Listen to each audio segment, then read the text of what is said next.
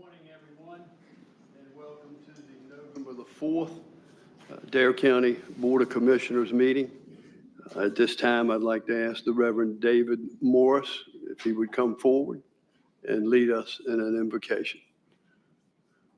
Reverend Morris, it's always a pleasure to see you here, and we appreciate you doing this for many times before our board. Thank you, Chairman Woodard, and thank you all on behalf of the North Dare Ministerial Association's members for inviting us to be here with you in this way. Will you pray with me? Spirit of life and love, God of many names, source of all, we give thanks this morning for the gift of life and for the gift of living here. We know our good fortune to live where so many people spend their precious free time. And we know at the same time that our home, like every other place in the world, has struggles alongside its sweetness, especially for those with fewer resources and more vulnerability. We know we are called as a community to lift each other up. This morning, we ask and we offer a blessing for all those who give their time, skill, and energy to the work of Dare County, elected officials, staff, and volunteers, for all those who prove every day that a good government is one that enhances the lives of ordinary people. We give thanks today for the gift and the sacred responsibility of our democratic society to govern ourselves, to make our own decisions as a people together.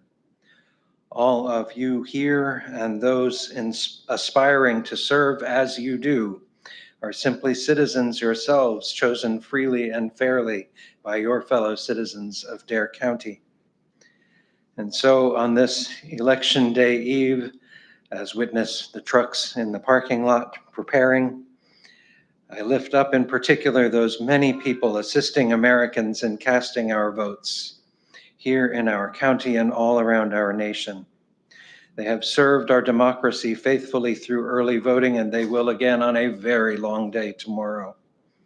May our election workers be granted wisdom and patience. May they receive the respect and goodwill they deserve as they seek to meet the needs of all voters. Dear one, the many faiths of the world and all voices of reason and compassion call us to live together in harmony. We are called to be faithful stewards of the air, the water, and the land. We are called to delight in the diversity of creation and of the human family, to welcome the stranger, to know them as our neighbors. As Jesus said, using words of the prophet Isaiah, we are called to bring good news to the poor, to proclaim release to the captives, to set the oppressed free. Spirit of life, help our elected leaders and all of us here to remember that even the seemingly everyday business of decision-making for our county has profound effects on the people of our community, both now and far into the future. May we all be faithful to our highest call in everything we do. We ask this in the name of that which each of us here holds holy and sacred, in the name that each of us calls in our own hearts in this moment. Amen. Amen. Thank you, Reverend Morris. May we stand for the pledge? I pledge allegiance to the flag of the United States of America, to the republic for which it stands, one nation, under God, indivisible, with liberty and justice for all.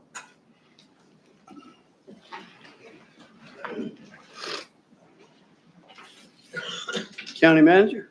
Yes, sir, Mr. Chairman. Item 1 on the agenda is the chairman's opening remarks. Thank you, County Manager. Commissioner House always teases me about, sometimes I get a little lengthy with Chairman's comments. So I'm going to apologize to him ahead of time today, because I'm going to be long today, brother. No worries, no worries.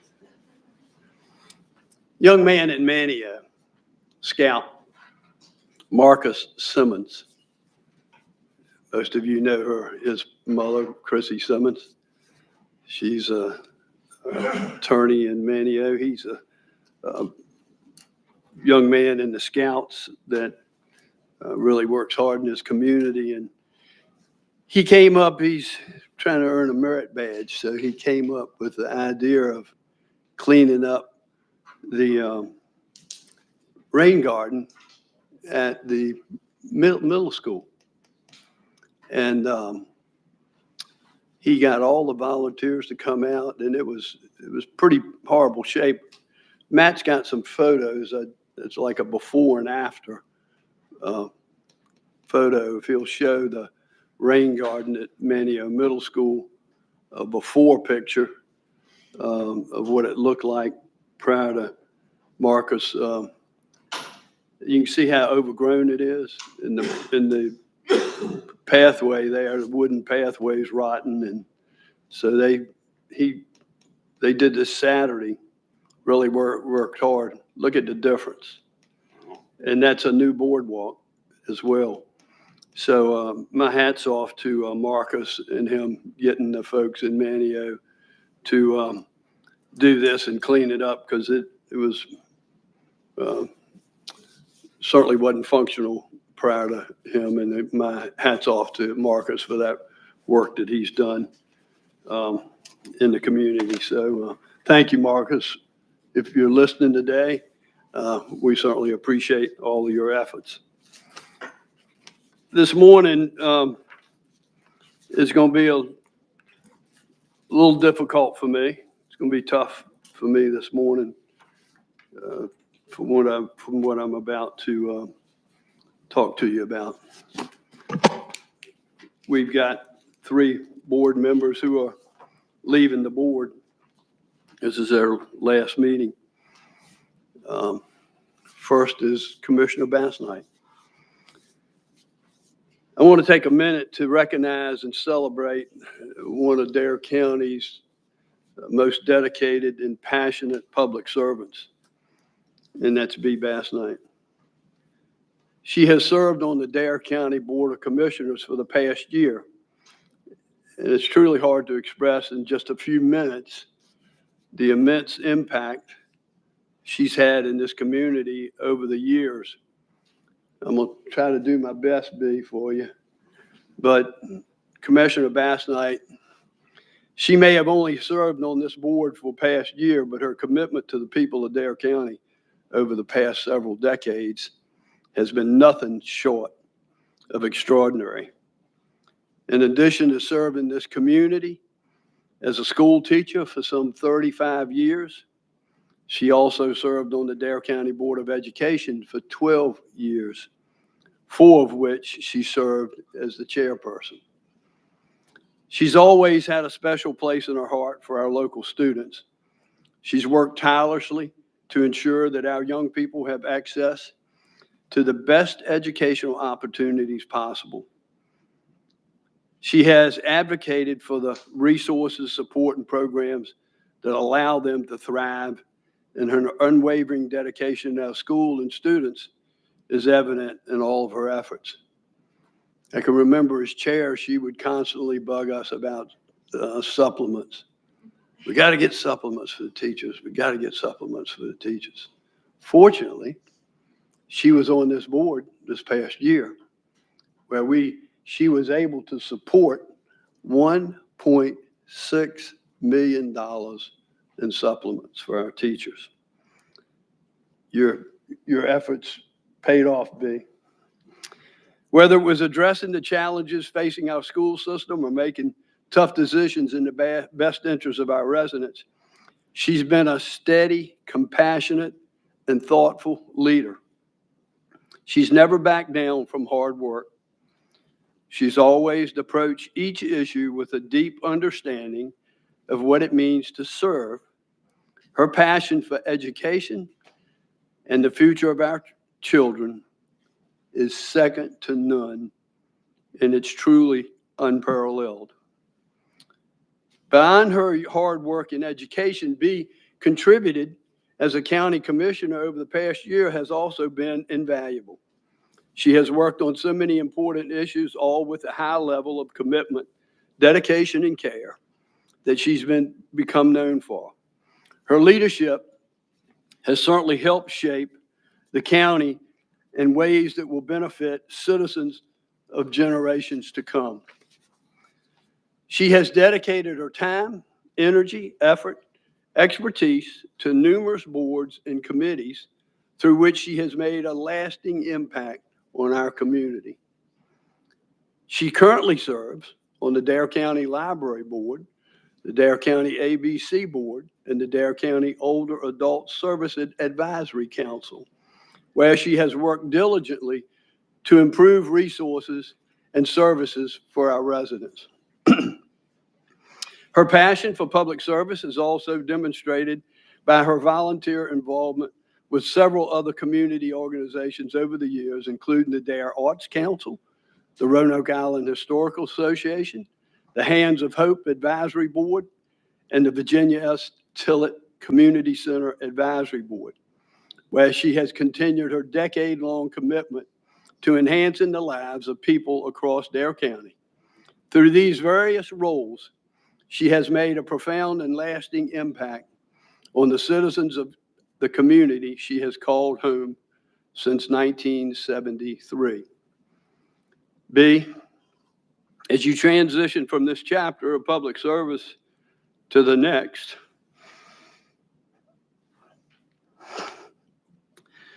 I wish you nothing but the best. On behalf of the Dare County Board of Commissioners, as well as the citizens in Dare County, thank you for your remarkable service.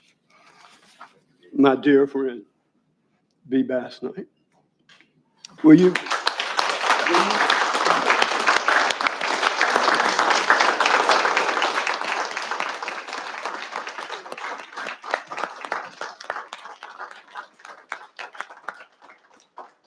Meet me down front, if you will.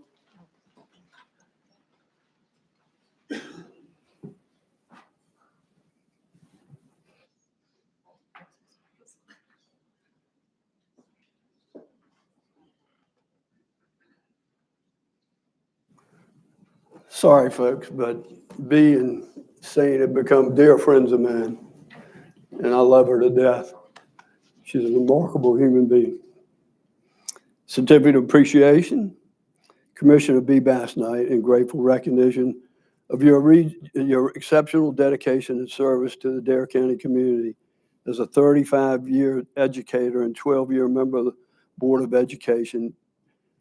You have tirelessly championed local students and advocated for educational excellence. Additionally, you have served as Dare County Commissioner and involvement with several boards and committees, including the Dare County Library, ABC Board, Older Adult Service Advisory Council. This reflects your deep commitment to the well-being of our citizens.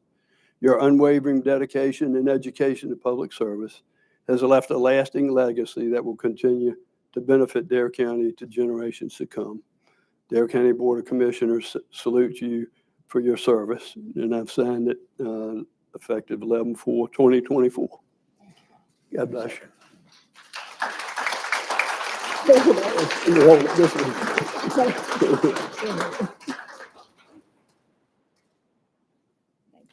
Love you.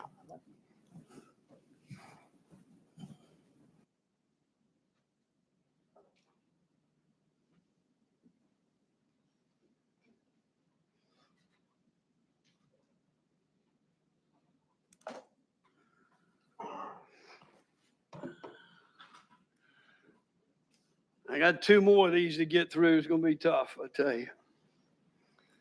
My man, the couch, my man, Danny. I also have the honor of recognizing Commissioner Couch for his service on this board after 8 years of dedicated public service to Dare County in his particular role as county commissioner. He's been dedicated public servant for over 3 decades.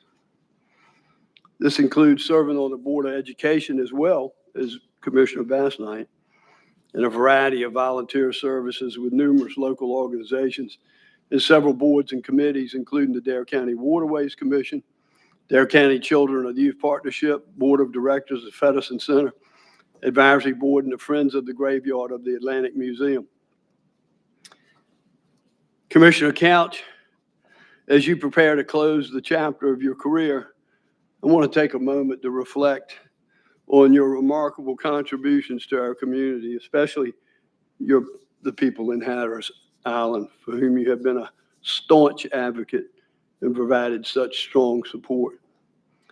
Folks, Commissioner Couch, lifelong Hatteras Island Islander, and throughout the 8 years that he served on the Dare County Board of Commissioners, he's always worked diligently to ensure that any issue affecting the people of Hatteras Island are brought to light so they can be addressed, and to ensure the voices of those who live and work on Hatteras Island are heard. As most of you know, Danny's a staunch historian.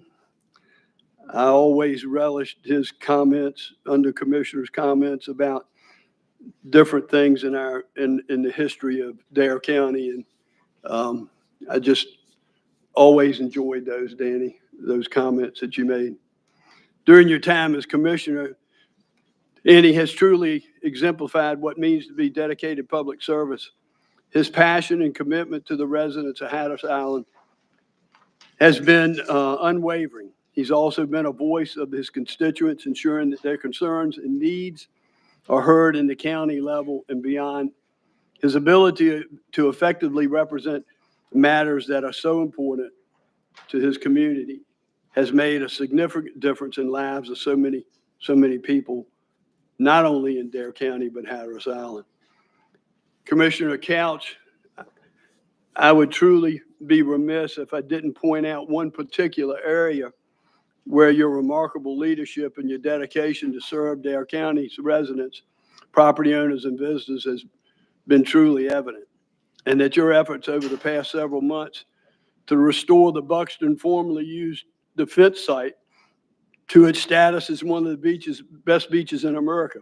Your tireless efforts, Danny, to advocate for the expedited cleanup of this site has been instrumental in affecting real change. Commissioner Couch was right there with myself, county manager, vice chairman, in Washington, D.C., lobbying our legislators.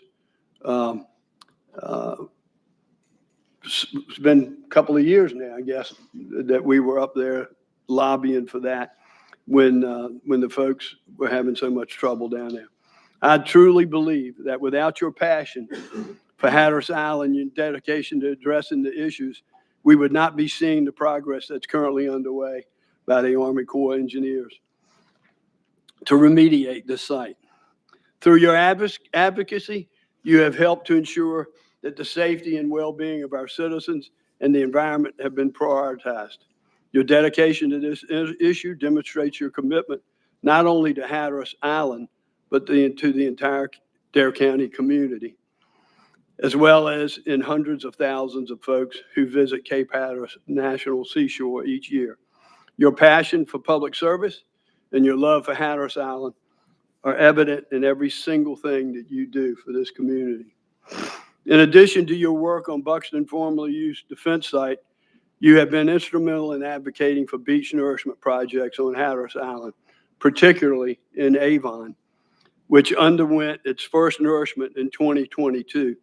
This crucial initiative not only protects the island's fragile infrastructure and ensures members of the community are not cut off from essential services during flooding and storm events. It also enhances the natural beauty, recreational opportunities that attract both residents and visitors, ensuring long-term vitality to this cherished community for years to come.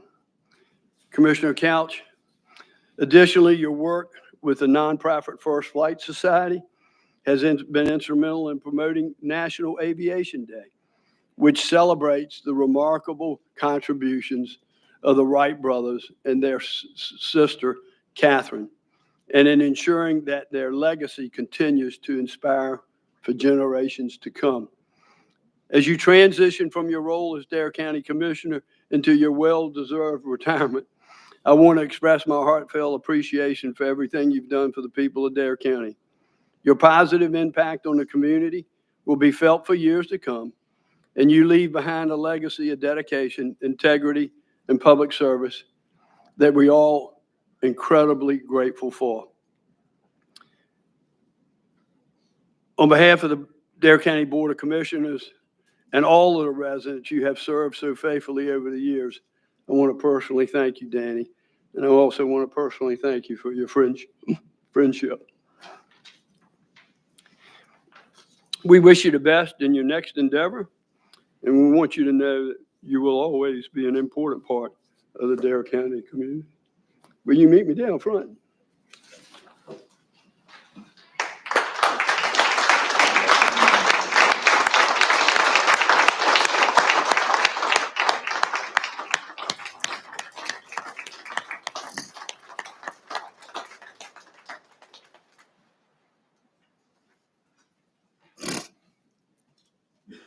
No matter what time of day, what day of the week, this big guy would take my phone call and I would take his. I'm going to truly miss you, Danny. You're one hell of a man. And I appreciate you. On behalf of the Dare County Board of Commissioners, in grateful recognition of your outstanding dedication and service to the Dare County community, particularly Hatteras Island as a Dare County Commissioner for the past 8 years, through your leadership in advocating for essential projects such as the remediation of the Buxton formerly used defense site and beach nourishment in the village of Avon and Buxton, as well as your work with numerous boards and committees, including the Dare County Waterways Commission, Dare County Children and Youth Partnership for Board of Directors and the Feddersen Center Advisory Board. You have made a lasting impact on the residents and visitors of Dare County. Your unparalleled passion preserving unique history, culture, and well-being of this community serves as exemplary of your efforts and will leave a lasting legacy for generations to come. It's signed by me. But what I want you to do right now is turn around and look at that screen. Turn around and look at that screen. Oh my God, man. The Feddersen Center.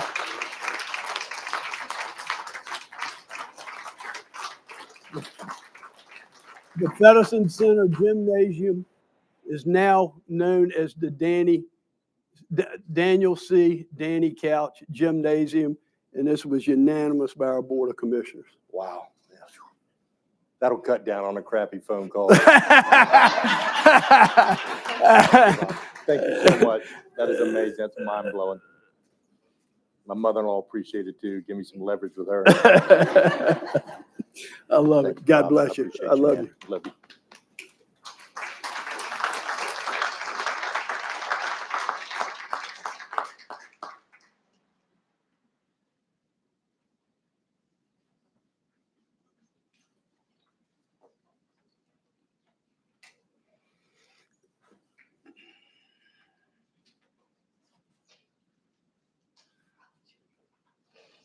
Folks, last but certainly not least, my right-hand man, Vice Chairman Wally Overman. Unfortunately, he's not able to be with us this morning. Spoke to him yesterday a couple of times. I've been talking to him every day a couple of times. He's in the hospital in Greenville. And I'd like to ask each of you to keep him in your thoughts and prayers as he's battling a medical situation that we certainly hope will get remedied very, very soon. But I reached out to him yesterday and said, Wally, if they're not working on you, I sure hope you can tune in. He is. Hey, bro, we love you. We miss you.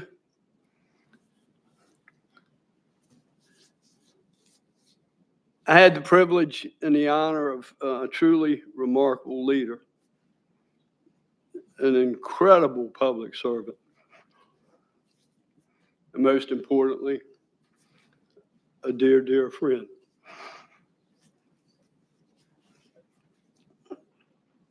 Vice Chairman Overman has served on the Dare County Board of Commissioners since 2013. Just came on board just a year after I had been elected in 2012. And as vice chairman under my chairmanship since 2014. He concludes his time on this board. I want to take a few moments to reflect on his legacy and the impacts he has made on our community. His dedication to the people of Dare County over the past decade has been truly inspiring. His commitment to improving the lives of others has always been at the heart of his efforts. Perhaps one of the most profound areas where Vice Chairman Overman has made a tangible difference is through his work as co-chair of the Saving Lives Task Force. His leadership and compassion in tackling the opioid crisis and supporting those affected by substance use disorder have been instrumental in providing resources, hope, and a pathway to recovery for individuals and families across our community. He was instrumental in Dare County's acquisition of the new Mobile Recovery Support Unit, which we recently unveiled and dedicated in his honor. The Mobile Recovery Support Unit will make an incredible difference for those in our rural communities who are struggling with substance abuse issues. This vital resource will bring life-saving support directly to individuals in need, providing access to essential services and the opportunity for recovery that has the power to transform and ultimately even save lives. Vice Chairman, your dedication to combating substance in our community has undoubtedly saved lives, and your extensive efforts have given countless individuals and their families a second chance, a renewed sense of hope, a chance at significantly being better. Throughout your public service on the Dare County Board of Commissioners and the various other committees on which you have served, you have shown an unwavering commitment to ensure that no one in Dare County is ever left behind. Your diligent work and dedication have extended well beyond the walls of this boardroom that we sit in here today, and to connect them with the help they need in a very real way. You have made a huge difference, and the profound impact of your efforts will be felt by the community long after your term as vice chairman has ended. In addition to your passion for helping those in our community who are dealing with substance abuse use issues through your service on the Saving Lives Task Force and the Health and Human Services Board, Vice Chairman also serves on several other boards and committees, including the Dare County Airport Authority, the Government and Educational Access Channel Committee, the 5-on-5 Committee, with the Board of Education and Capital Improvements and Planning Committee, as well as the Tourism Board, Public Facilities Corporation, Albemarle Rural Planning Organization, and the Trillium Health Resources Regional Board, among others. It's all but impossible to sum up everything that Vice Chairman Overman has done for this community. His passion, humility, and genuine care for the well-being of others have set an example for all of us to follow. Vice Chairman, as you step into the next chapter, know that you leave behind a legacy of compassion, resilience, and true service to your community. Your efforts have changed lives, and for that, we are incredibly grateful. On behalf of the Dare County Board of Commissioners and all those lives who you have touched over the years, thank you, Vice Chairman Overman. We wish you nothing but the best in your future endeavors, and we look forward to seeing the continued positive impact you will make on the citizens of Dare County. I have a plaque,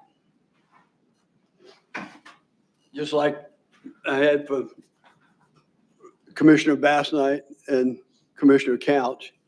I'd like to read this. Vice Chairman Overman, In grateful recognition of your exceptional public service and unwavering dedication to the citizens of Dare County for the past 11 years. Your extraordinary leadership on the Saving Lives Task Force, as well as your diligent efforts in expanding resources for those affected by substance abuse, including the acquisition of Dare County's Mobile Recovery Support Unit, which was dedicated in your honor in October of 2024, have transformed countless lives and brought renewed hope to individuals and families throughout the Dare County community. Vice Chairman Overman's unparalleled commitment to combating substance use in our community, as well as improving local resources and ensuring access to life-saving services, has a profound and lasting legacy of compassion and care for which you will always be remembered. It's signed by me by this date, 2024. We'll come down front.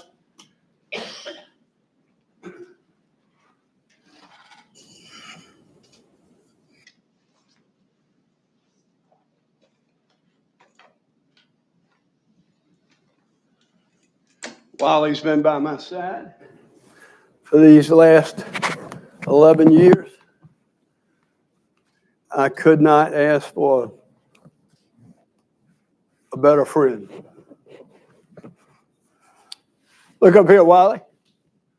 This board unanimously has approved the naming of the conference room in the Health and Human Services boardroom, Health and Human Services facility as the Walter L. Wally Overman Conference Room.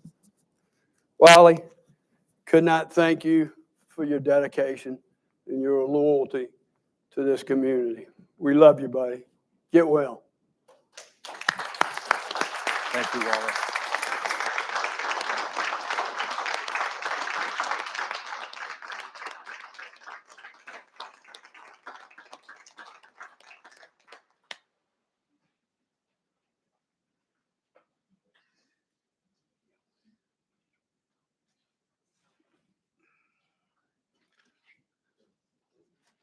Once again, Commissioner Bassnight, Commissioner Couch, Vice Chairman Overman, God bless each and every one of you for your service to this county. That completes my remarks. Thank you, Mr. Chairman. That brings us to item 2 on the agenda. That's the award of the service pins. We have one this morning, and Jamie Derringer's come forward, please, to get your TenYear pin from Hosey Wilson.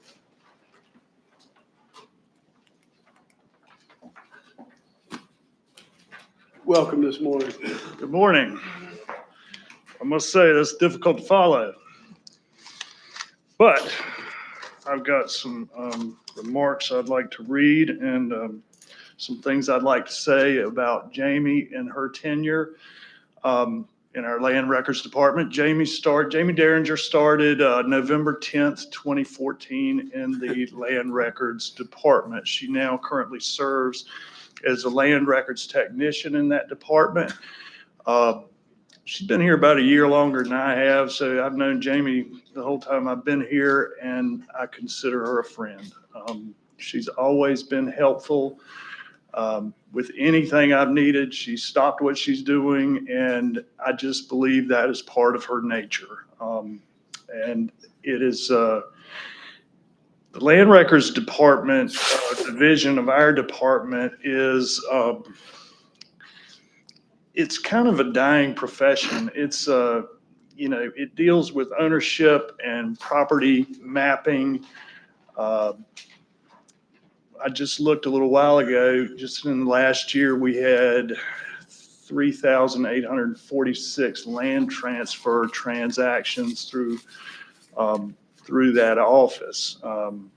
Now, that's not everything that they have to analyze and figure out what's going on with the ownership or the mapping of parcels. So it is a very challenging profession, and she does it very well.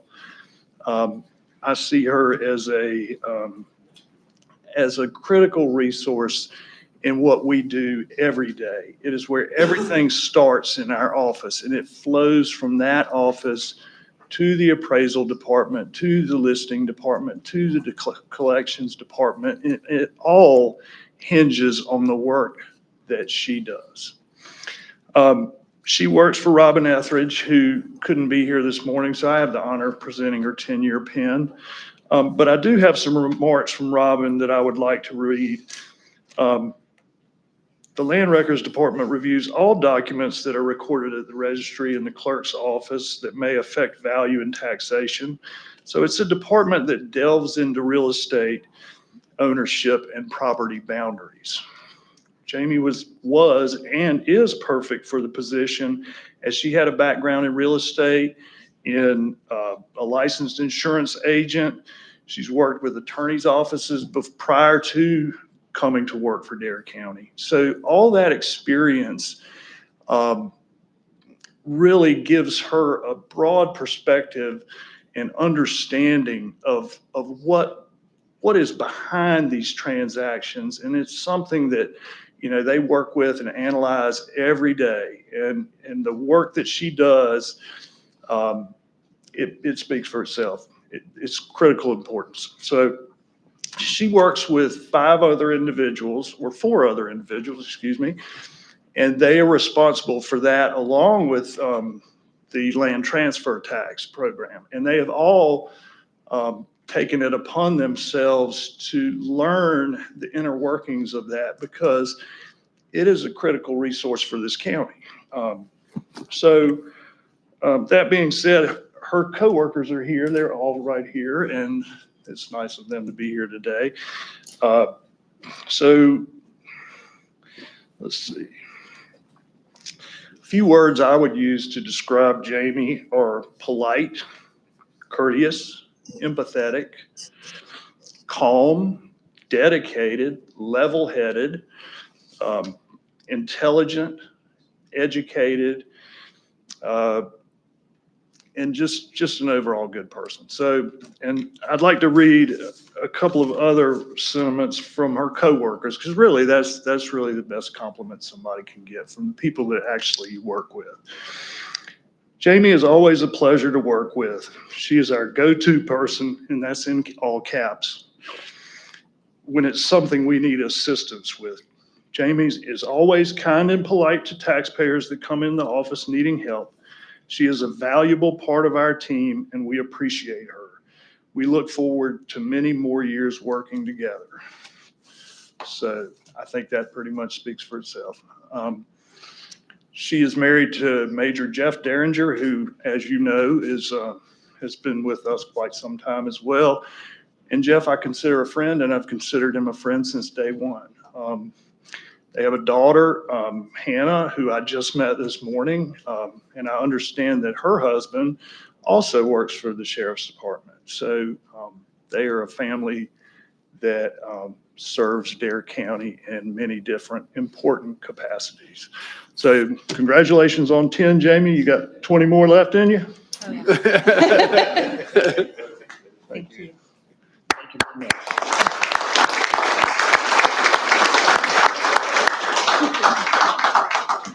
Where's Jeff? Jeff out there? Jeff, you married up, boy.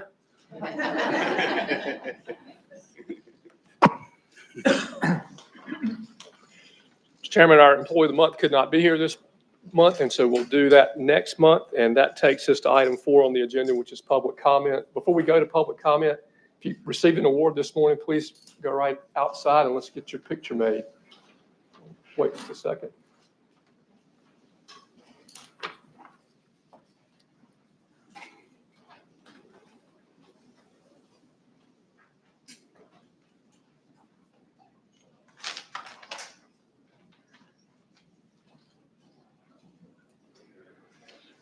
Ladies and gentlemen, now's the time that's been set aside for public comment. If you have public comment this morning and you've not signed up, please raise your hand. I'll recognize you when you do.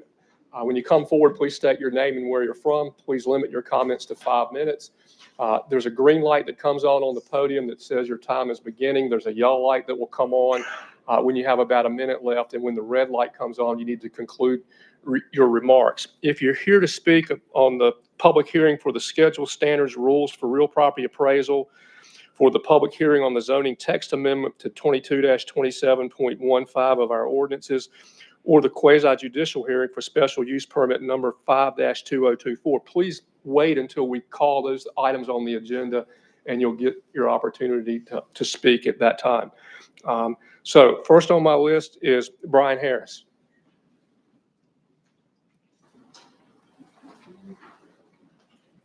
Welcome this morning, Brian. Good morning, Chairman. I just wanted to come down and really just thank you guys all for what has happened over the last 7 months.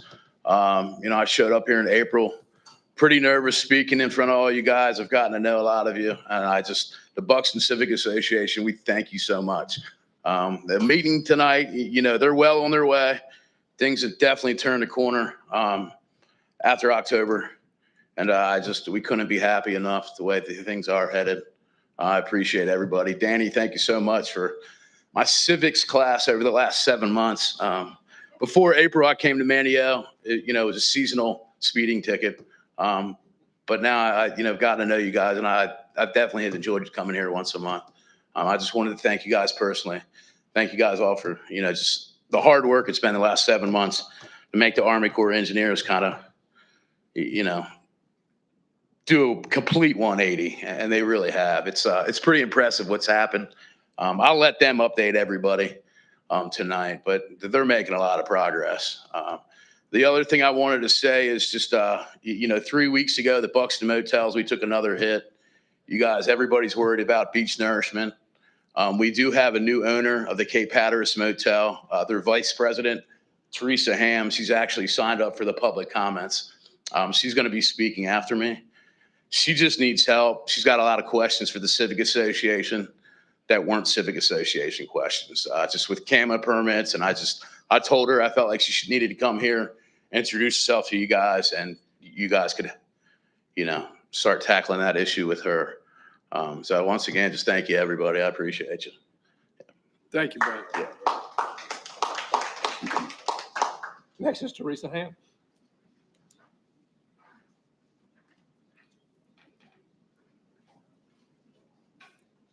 Welcome this morning. Good morning. Thank you. Thank you, Brian.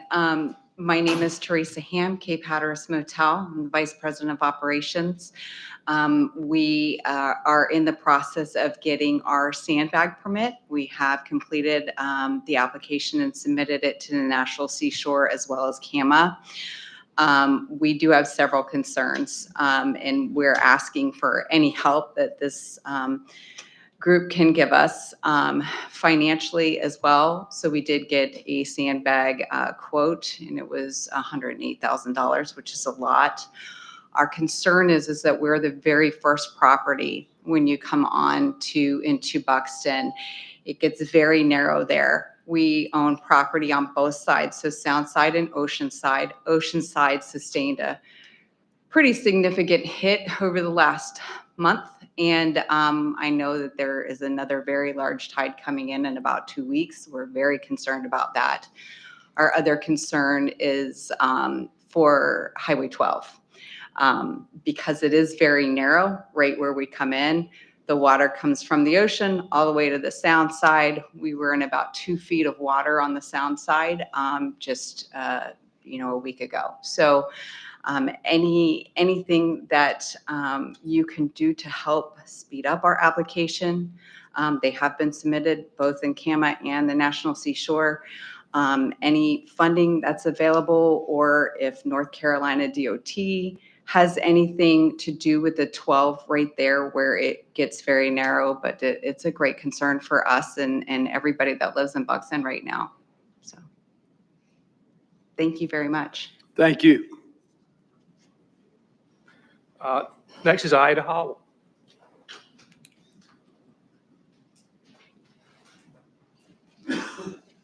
Welcome this morning, Aida. Thank you. Good morning, Commissioners. My name is Aida HL, and I live in Salvo.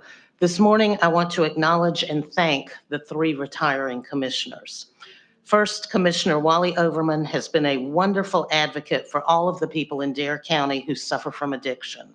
I honestly wasn't aware of all the help that was available until I attended a meeting of the Saving Lives Task Force in Avon in January of this year. Wally was busy setting everything up, coordinating about 10 speakers, and making sure everything ran smoothly, and it did. I could tell his heart was really in it. He is certainly leaving this issue in a much better place than when he found it. Second, Commissioner B. Basnight, who has been a great advocate for the students of Dare County, first on the school board and then on this Board of Commissioners. When the subject of early college arose, I truly appreciated your questions about whether the parents and students had been surveyed and whether, if we built a $25 million building, they would come. I also very much appreciated your attendance at the Juneteenth celebration this year, which marked the first time in 4 years of this federal holiday that any Dare County Commissioner has attended. I wish you well in all your future endeavors. Third, my own commissioner, Danny Couch.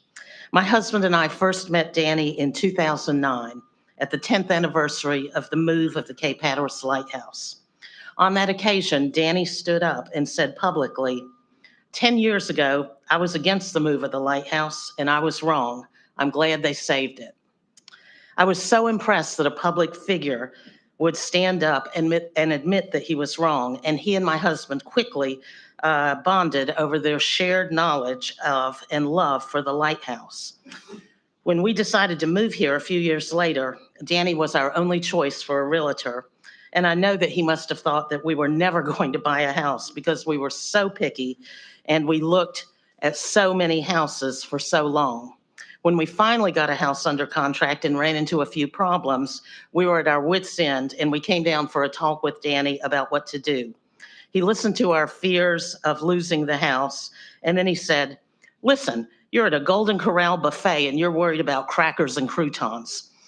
It didn't make a lot of sense, but it was exactly what we needed to hear at that moment. And a few months later, we were able to close on that dream house in Salvo. My favorite remembrance of Danny was when he took a reporter from the CBS morning show over to Shelley Island on a kayak, where they proceeded to have an interview while sitting in beach chairs. Danny said, this is the mother of all sandbars. It's a hoss. It's huge. It belongs to the American people, and we need to enjoy it while we have it. The image of him sitting there in that beach chair, in his beach hat, with his Southern Ireland drawl will always be one of my favorite memories of Danny. Of course, none of this has anything to do with Danny's 2 terms on Dare County's representative from Hatteras Island. He has been our advocate on issues related to Highway 12, erosion, bridges, and storm drainage. Most recently, he has spent countless hours speaking to elected representatives in Washington and others about the contamination at Buxton Beach, and those efforts are now paying off. And he has been a fantastic advisor to the Buxton Civic Association as it formed and found its voice. And I haven't even mentioned his good relationship with the National Park Service, which has in turn allowed the residents of Hatteras Island to become true partners with the Park Service, which has consulted with local residents on many issues important to us. And I haven't mentioned his 18 years as chair of the Friends of the Graveyard of the Atlantic Museum, a time in which he helped steer the Friends group and the museum through COVID and a complete expansion of the museum, which has reopened to almost universal acclaim. Danny has also spent much time sharing his personal history of growing up on the island, as well as stories of island history from the indigenous Americans through the colonists, through Billy Mitchell, and up to the present day. Tour groups have thoroughly enjoyed the way he weaves island history with amusing insights and comments on the way things really are. What I hope I have done is to convey in some small way how much Danny has meant to both residents of and visitors to Hatteras Island, and to thank him for his decades of service, both before becoming a commissioner and since. Danny, whatever follows, you will have big shoes to fill, and they will never, ever top your Shelley Island interview, which, by the way, can be found on YouTube. Thank you for your service. Thank you, Aida. Next is Jessica Sands.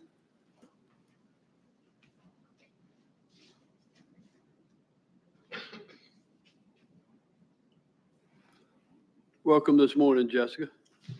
Thank you. Good morning. My name is Jessica Sands, and I am a resident of Collington and also the executive director of the Dare County Arts Council.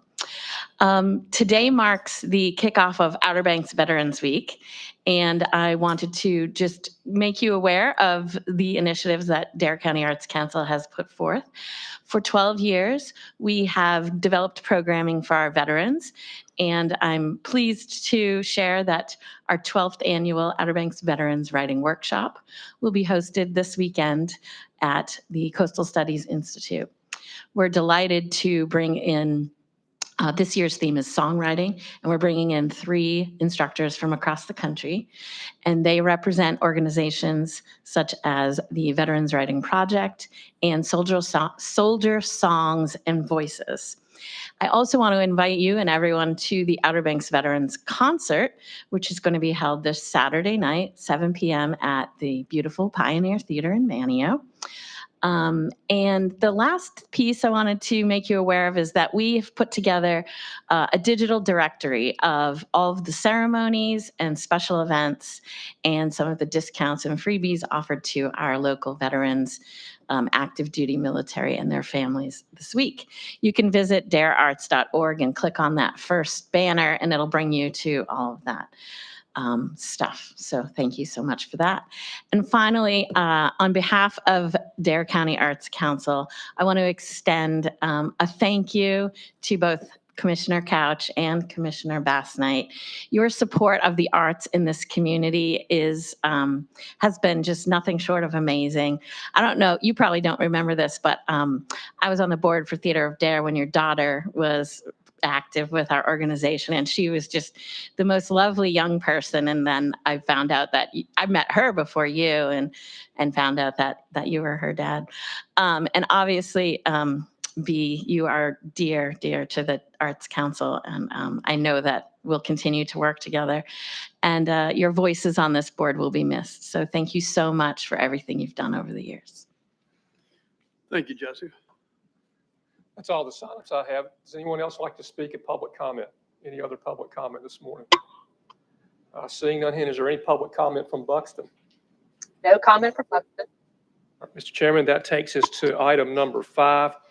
This is a public hearing for the 2025 schedule standards and rules for real property appraisal. And Hosey, would you like to say anything about that before we conduct the public hearing? All right.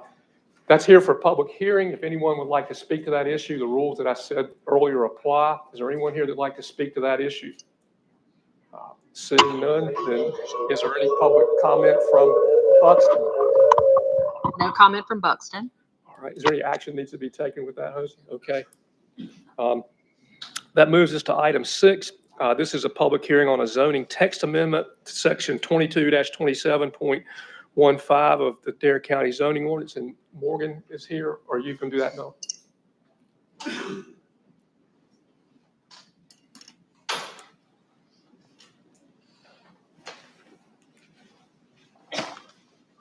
Morning, Chairman, Commissioners. A zoning text amendment application has been submitted by Karen and Cliff Spencer and Spencer McGill to amend section 22-27.15, which is the Wanchese Wharf Marine Commercial Zoning District, also known as the MC1 District. The applicants are seeking to amend the ordinance to allow automotive service and repair within this district. The zoning district is designed to be utilized for commercial and harbor-related activities. Currently in Wanchese, there's one other zoning district, the resident business district, that allows automotive repair services. The property in question, even though text amendment is not site specific, is located at 157 Beverly Drive in Wanchese. The property is owned by Paul Spencer, and he has given the applicant permission to speak on his behalf.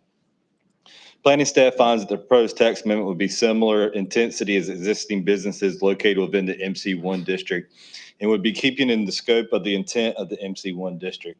Considering the nature of existing uses in the area include boat yards, box making facilities, outboard engine repair, boat repair, and other uses that are commercial and industrial in nature. It is planning staff's opinion that the proposed use would not disrupt the flow and appearance of the zoning district and the surrounding neighborhood. The Dare County Planning Board reviewed the proposed amendment at their October 1st meeting. During the public comment, there was a large number of people in support of the amendment from the Wanchese community. There's a petition in your packet with 34 signatures and an email of support.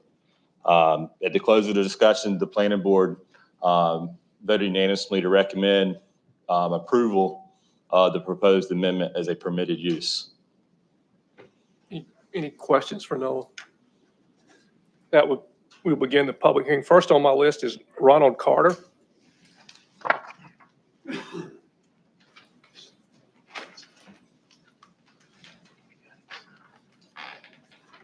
Welcome this morning, Board. Ronald. Congratulations to the three that are exiting as well. Best endeavors to the next. Right quick, I live at 92 Sawyer Drive, which is inside of the MC1 district. I have since come to the first meeting and gained knowledge about the reasoning for the change. I come from Brunswick County in a boat building industry and community myself, which led me to Wanchese with the residency for 2 years at 92 Sawyer. I see absolutely no problem with the auto shop at all. It's a small business for a big impact in a little community is the best way I can put it to keep it short and sweet. I know I could benefit from it myself, and I'm pretty sure those that stood in line the last time with me will do the same as well as far as benefiting, adding the community, adding the business. And that's all I have. Thank you. Thank you, sir. Cliff Spencer.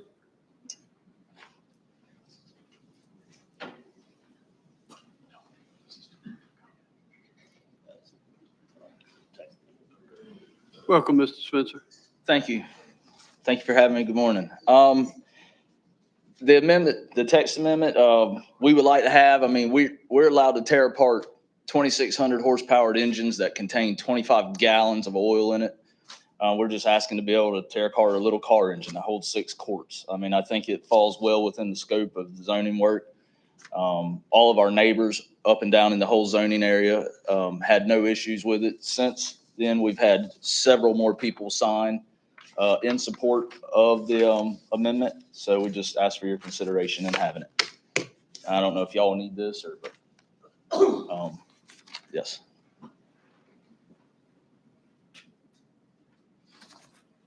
And that's all really I have to say. Thank you. Thank you, Mr. Spencer. My name is Keith Chegg. I'm attorney representing Cliff and Karen, and would just simply say that if you look at this particular ordinance, you'll find that there are about 24 different uses you could classify in the marine type nature, but then there are also about 12 other that are outside of that. And simply what we're asking to do is change the text so that they're permitted to operate a very small facility there for working on automobiles.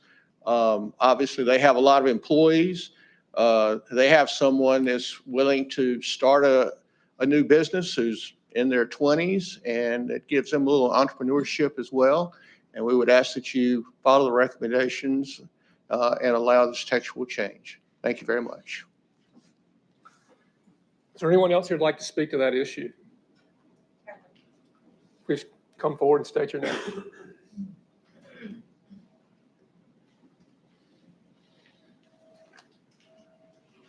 Yes, ma'am. State your name and. My name is Christine Pridgeon. I live at 229 Beverly, right next door to where this shop is going. I think it'd be a great asset to the Wanchese community. Very small community, and obviously there's only one shop right now. And it'd be great to have more ability and access to auto repair. And it's in a great location. It's not really near anybody. It's just us and a few other people on the street, and we're all good for it. Thank you. Thank you, ma'am. Is there anyone else like to speak to this issue? Anyone in Buxton would like to speak to this issue? No comment from Buxton. With that, we would close the public hearing, and Mr. Chairman, for you and the board to consider. Noah, would you step up a minute? I think part of your comments and presentation, you said that the planning board reviewed the proposed amendment at its October 1 meeting. And you didn't say how many were in attendance, but those in attendance at that board meeting spoke overwhelmingly in favor of this proposed text amendment. And I think you also state, in addition, the applicant submitted a petition gathering 34 signatures and 1 email from residents, and they were all in support of this. Is that correct? Yes, sir. During the meeting, only one person during public comment spoke opposed to it. Okay. Thank you. Anybody else have any questions or no? Okay. At this time, then I would ask what the pleasure of the board is. I'm going to make a motion to approve Section 2227-15 MC-1 zoning district. Okay, that's a motion on the floor by Commissioner Bateman to approve. Is there a second? Second. Seconded by Commissioner Couch. I'm sorry, We're just going to correct that motion. Yeah, you need to, can you include the findings of fact? If. In your motion, Include that in your motion. in the motion, there's a statement of consistency and reasonableness that has to be Based upon adopted with review any of the motion. policies, Dare County Board of Commissioners finds the proposed amendment to Section 2227-15 MC-1 to be consistent with the Dare County land use plan. Is that good? That works. Okay. Okay. I'm fine with the All second right. on that. All right. The second is fine with that.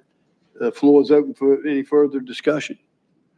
Hearing none, then those in favor of that motion signify by saying aye. Aye. Opposed, like sign. Motion carries unanimous. Thank you. Mr.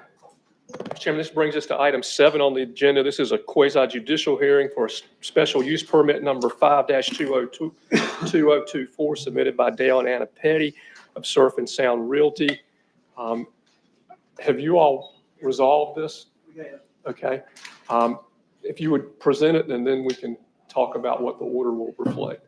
All right. A special use permit application and site plan for the development of a storage warehouse has been submitted by Dale and Anna Petty on behalf of Surf or Sound Realty. The parcel for development proposal is identified as parcel 0147220000 in the Dare County tax records and is located at 40177 Westerly Lane in Avon. The property is zoned C2 general commercial and storage warehouses are permitted as a special use. The applicant owns the adjacent parcel to the east where he currently operates the Surf or Sound Realty office. The applicant intends to take 4,700 square feet of the realty office property and recombine it with this property to give him a total of 34,519 square feet. The applicant is proposing to construct a 9,478 square foot storage warehouse. The proposed lot coverage on the site is 28.8%. The C2 commercial district allows a lot coverage of 60%. The building will have roughly 2,000 square feet dedicated to office space, with the remaining 7,000 square feet dedicated to storage. The property is bordered by a canal that connects to the Pamlico Sound and is located inside the CAMA area of environmental concern and will trigger the need for CAMA permits. The property is located in the AE4 flood zone. The applicant is proposing to build the structure as slab on grade and bring in fill material supported by a retaining wall. The fill material in the retaining wall will have to be designed and certified by a third-party engineer. The applicant is proposing to access the property through his adjoining lot with a shared easement that is shown on the site plan. That easement will need to be recorded in the Register of Deeds. The C2 ordinance requires a visual buffer when a commercial use abuts a residential use or a residential zoning district. A vegetative buffer has been shown on the site plan. The area of disturbance to the property is below the need for triggering any state permits, sedimentation, erosion control, or stormwater management permits.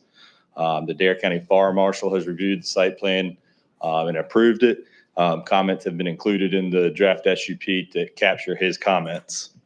The planning board reviewed this on October 1st and found the draft SUP and the conditions and site plan to be reasonable and appropriate for the intended use.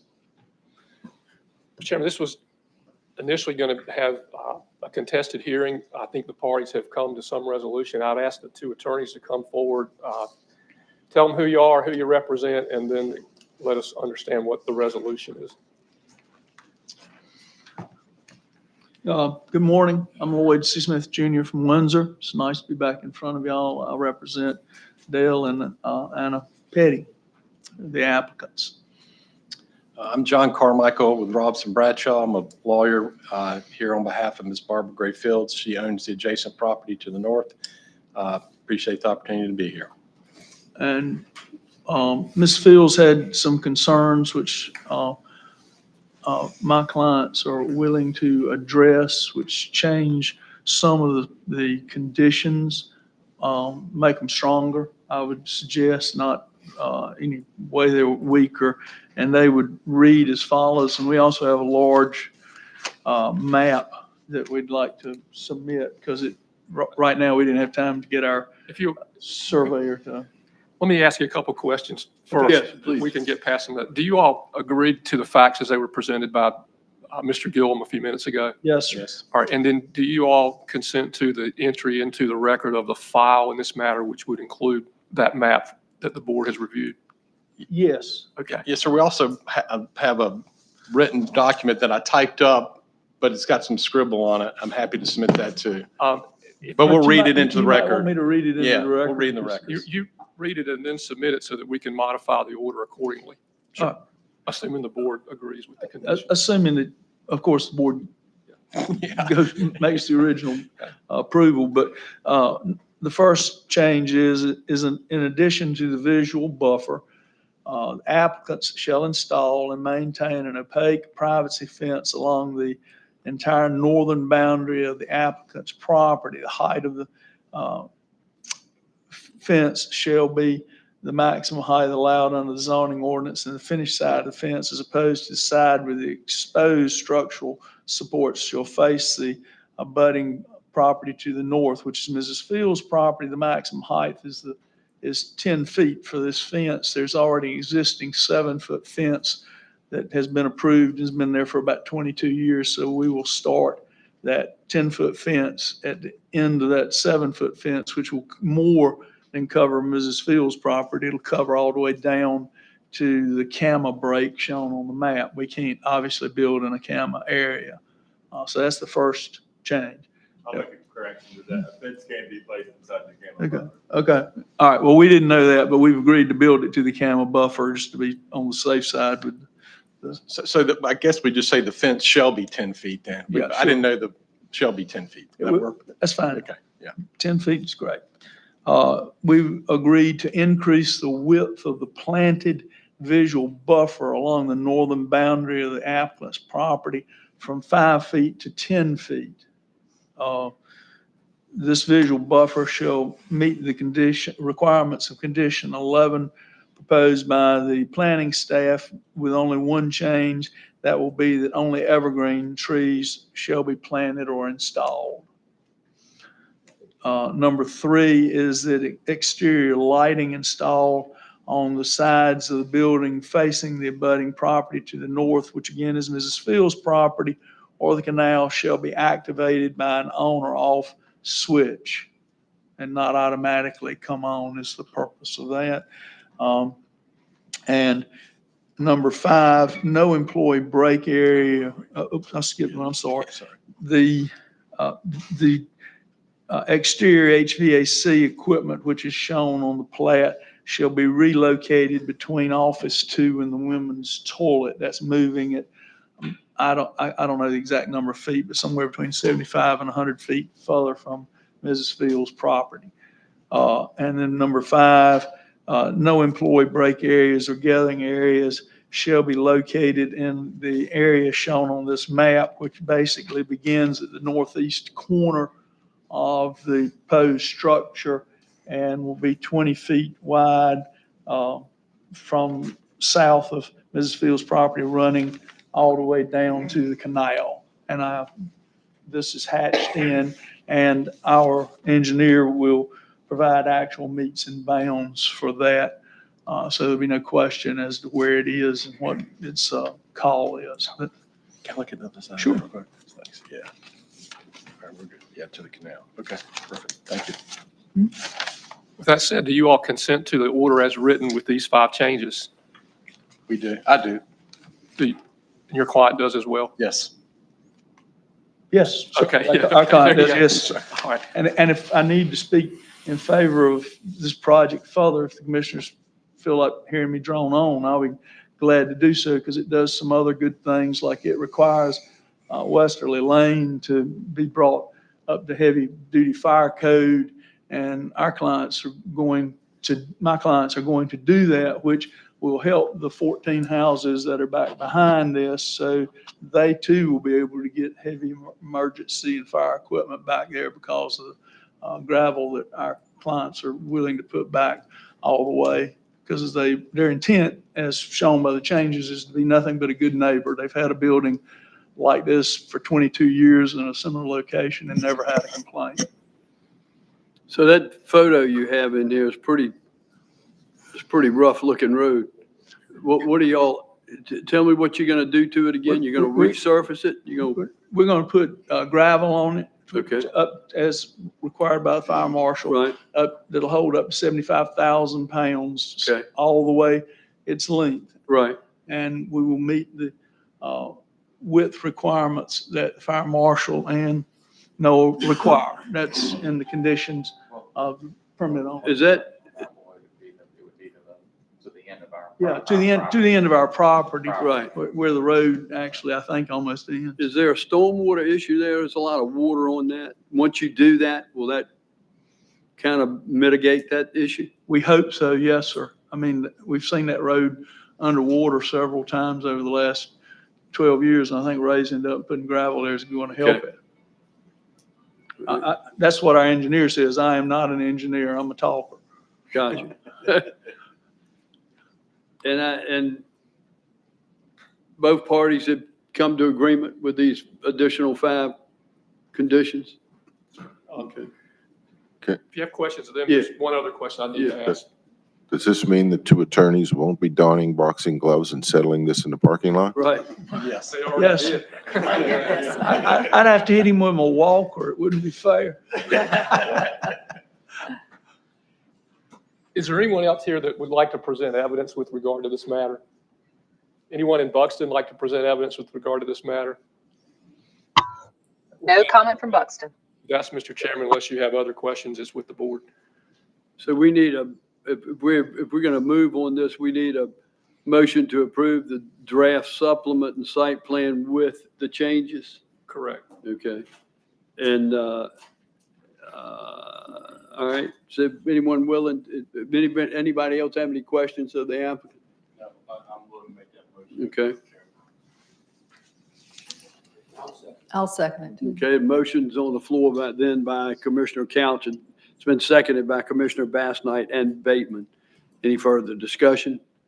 Hearing none, those in favor of that motion, please signify by saying aye. Aye. Opposed, like sign. Motion carries unanimous. Thank you, gentlemen. Appreciate you working that out. Just give that to Bobby. You want this? Bobby, Come back and see us when you get all that done. That'd be nice.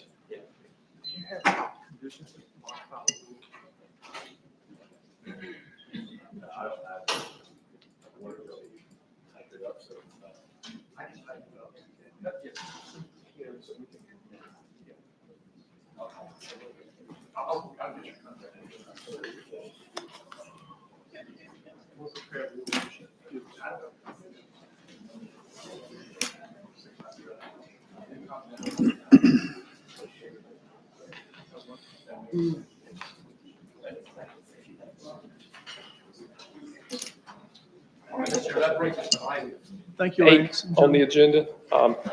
Thank you, gentlemen. Item 8 is a resolution in support of Dare County NC recognizing and approving the Dare County Official American 250 Committee for the United States Semi-Quincentennial.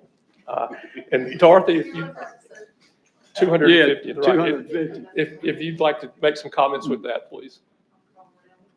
I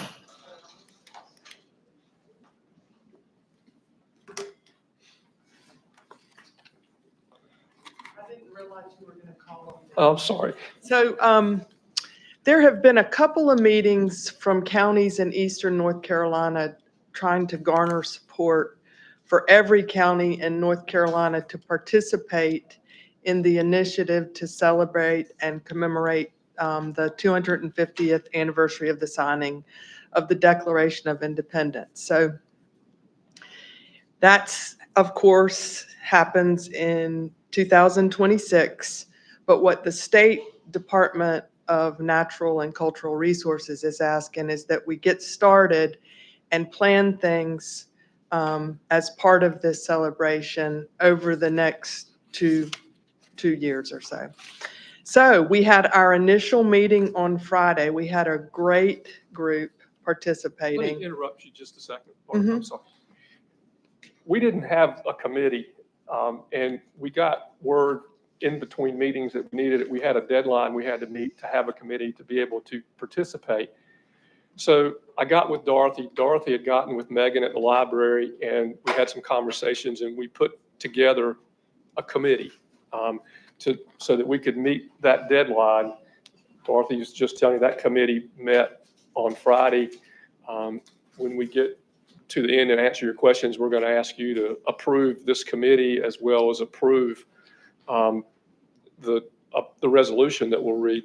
But again, this is a committee that we put together for your approval. So, I'm sorry. Right. Go ahead. And Commissioner Couch is serving, and he said he'll continue to serve. But it was a diverse group, people, the folks, we had about 24 people around the table on Friday. We're starting large. We'll condense down and make plan events that are feasible that we can handle. So is there anything? Is the list of committee members in your board It packet? is. It is. So you've seen that. Okay. Yeah. We hope to bring the Board of Education on board with the representative to get some curriculum in the schools, and also Dare Arts, maybe to plan a mural or something in keeping. So we have some big ideas. We'll continue to work through that. There are 2 grant opportunities that are due by mid-December. So we are asking, one of those has no matching funds for $10,000. The other that's for up to $30,000 has a 15% match for Dare County as a Tier 2 county. So we're asking for $4,500 from contingency. And I'll ask Commissioner Couch if he has anything to add. Just that this entire concept is very relevant to the Outer Banks. There's going to be a lot of good work come out of this. So would you like me to read the resolution? Would you please? Sure. Whereas Roy Cooper, Governor of North Carolina, created America 250 NC to plan, encourage, develop, and coordinate commemoration of the 250th anniversary of the United States and North Carolina's integral role in that event and the role of its people on the nation's past, present, and future. And whereas America 250 NC has a mission to engage all North Carolinians in all 100 counties through their many signatures and officially recognized programs, projects, and events over the commemoration by inspiring future leaders and celebrating North Carolina's contributions to the nation over the last 250 years. And whereas by adoption of America's 250 NC's mission, a Dare County Committee is officially formed to achieve the goals of America 250 NC. Therefore, be it resolved that the County of Dare hereby endorses America 250 NC and its mission. And therefore, be it further resolved that the County of Dare officially establishes an America 250 NC committee made up of a diverse group of citizens to work with America 250 NC on any and all activities. And the participants of this Dare County Committee will be strictly voluntary roles, and there will be no compensation for participation. And therefore, be it further resolved that a copy of this resolution be sent to the legislative delegation and the American 250th NC Committee this the 4th day of November 2024. So if you approve this, you will approve this, you'll authorize us to do the grant with the matching funds, and you'll also approve the committee as presented to you. And the matching. Yeah. And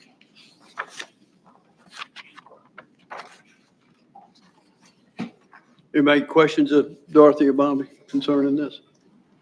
Make the motion to adopt the resolution and give approval to submit applications, request funding for the American 250 North Carolina grant initiatives.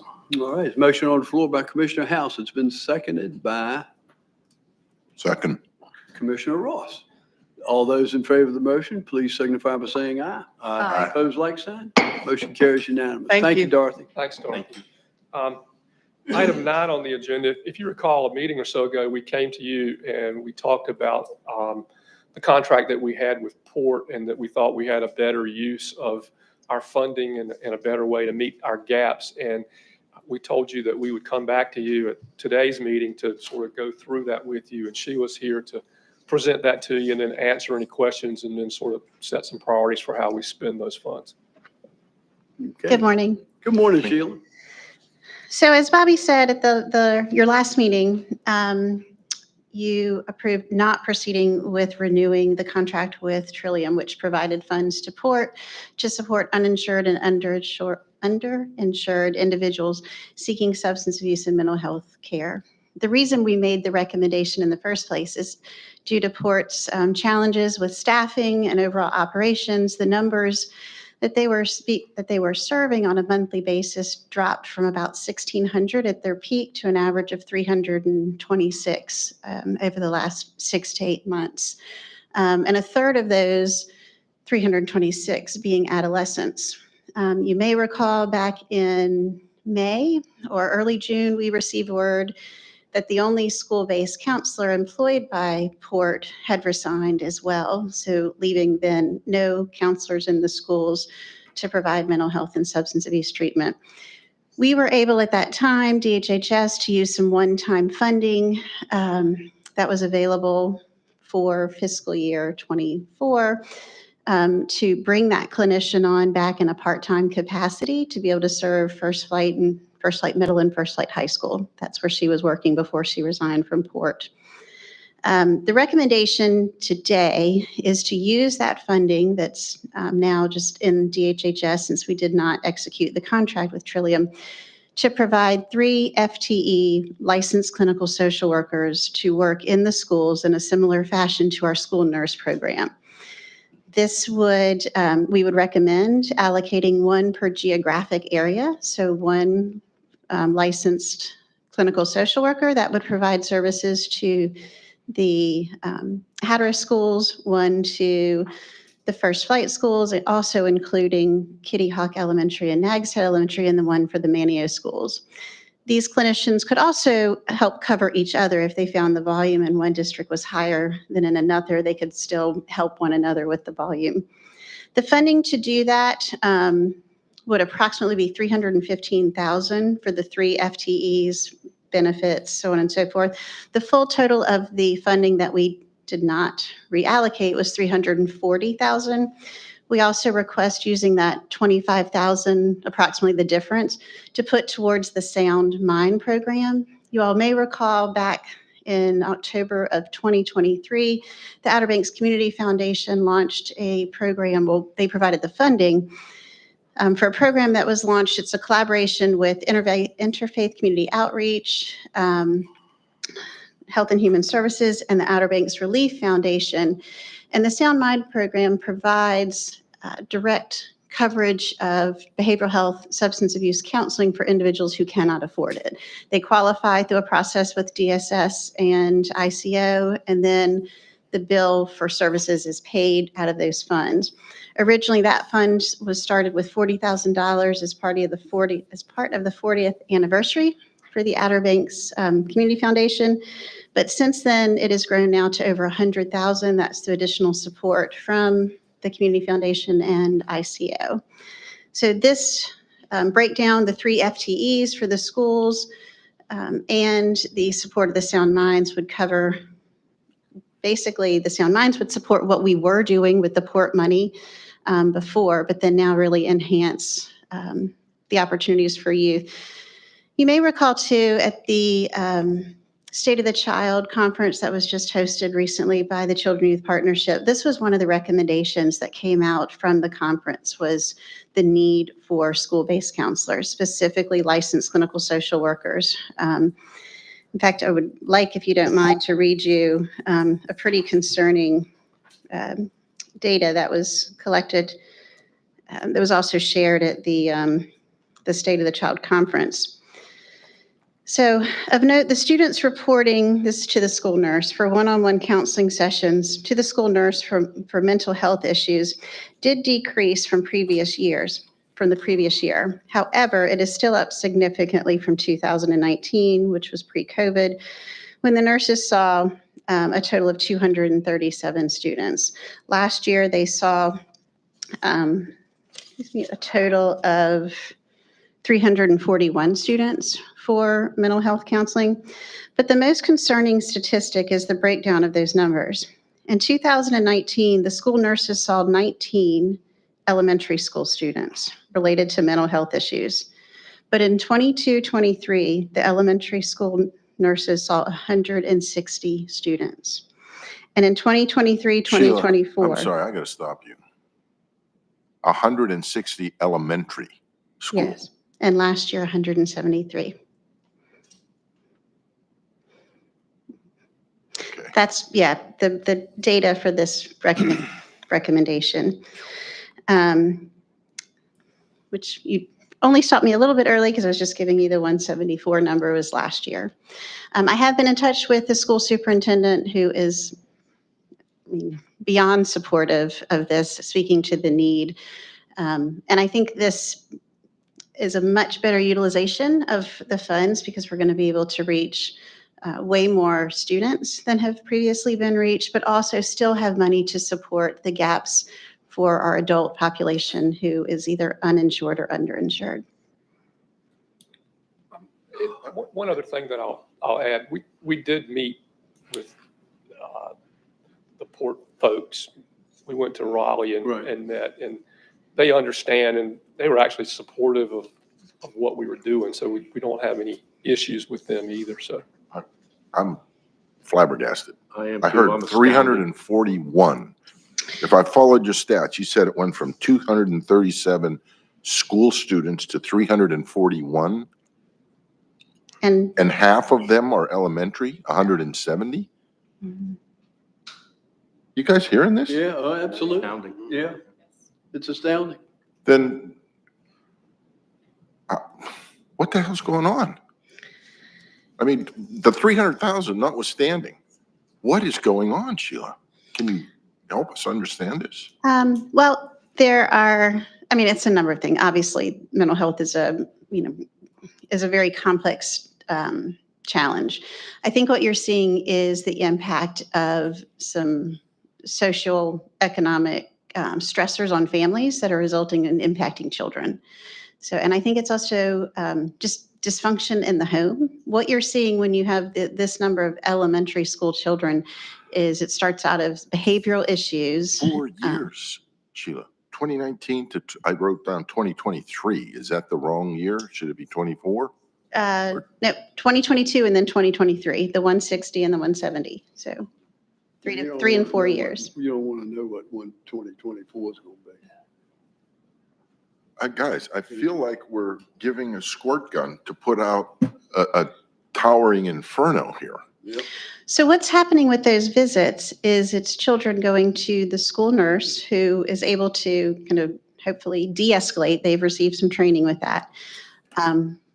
A large number of those do need to be referred on to services. This will help give them a place. Not all of them do, but a number of them do. So this would, I'll come back and give you some updates. I think this is, Yeah, we're going to see you our later. counselor, can serve when the counselor was full-time, was carrying a caseload of roughly 100 students. So this would really go a long way in meeting the need that's been identified if we could have 3 of these clinicians. 3. I was expecting you to say we need 9. I swear to God. We may need, This is terrible. I mean, we spend all the time this morning doing a lot of great things and recognize our employees, but I don't feel business as usual at all, given what you're describing. This is an underlying disaster in our community, guys. Concerning. And it bubbling up through elementary school. You said it was financial stressors, social stressors, and dysfunctionality. Did that just happen overnight from 19 to 23 in 4 years? There had to be. I'm looking for what is going on besides us putting more counselors to meet with these poor disturbed kids. Is there, okay, probably unanswerable.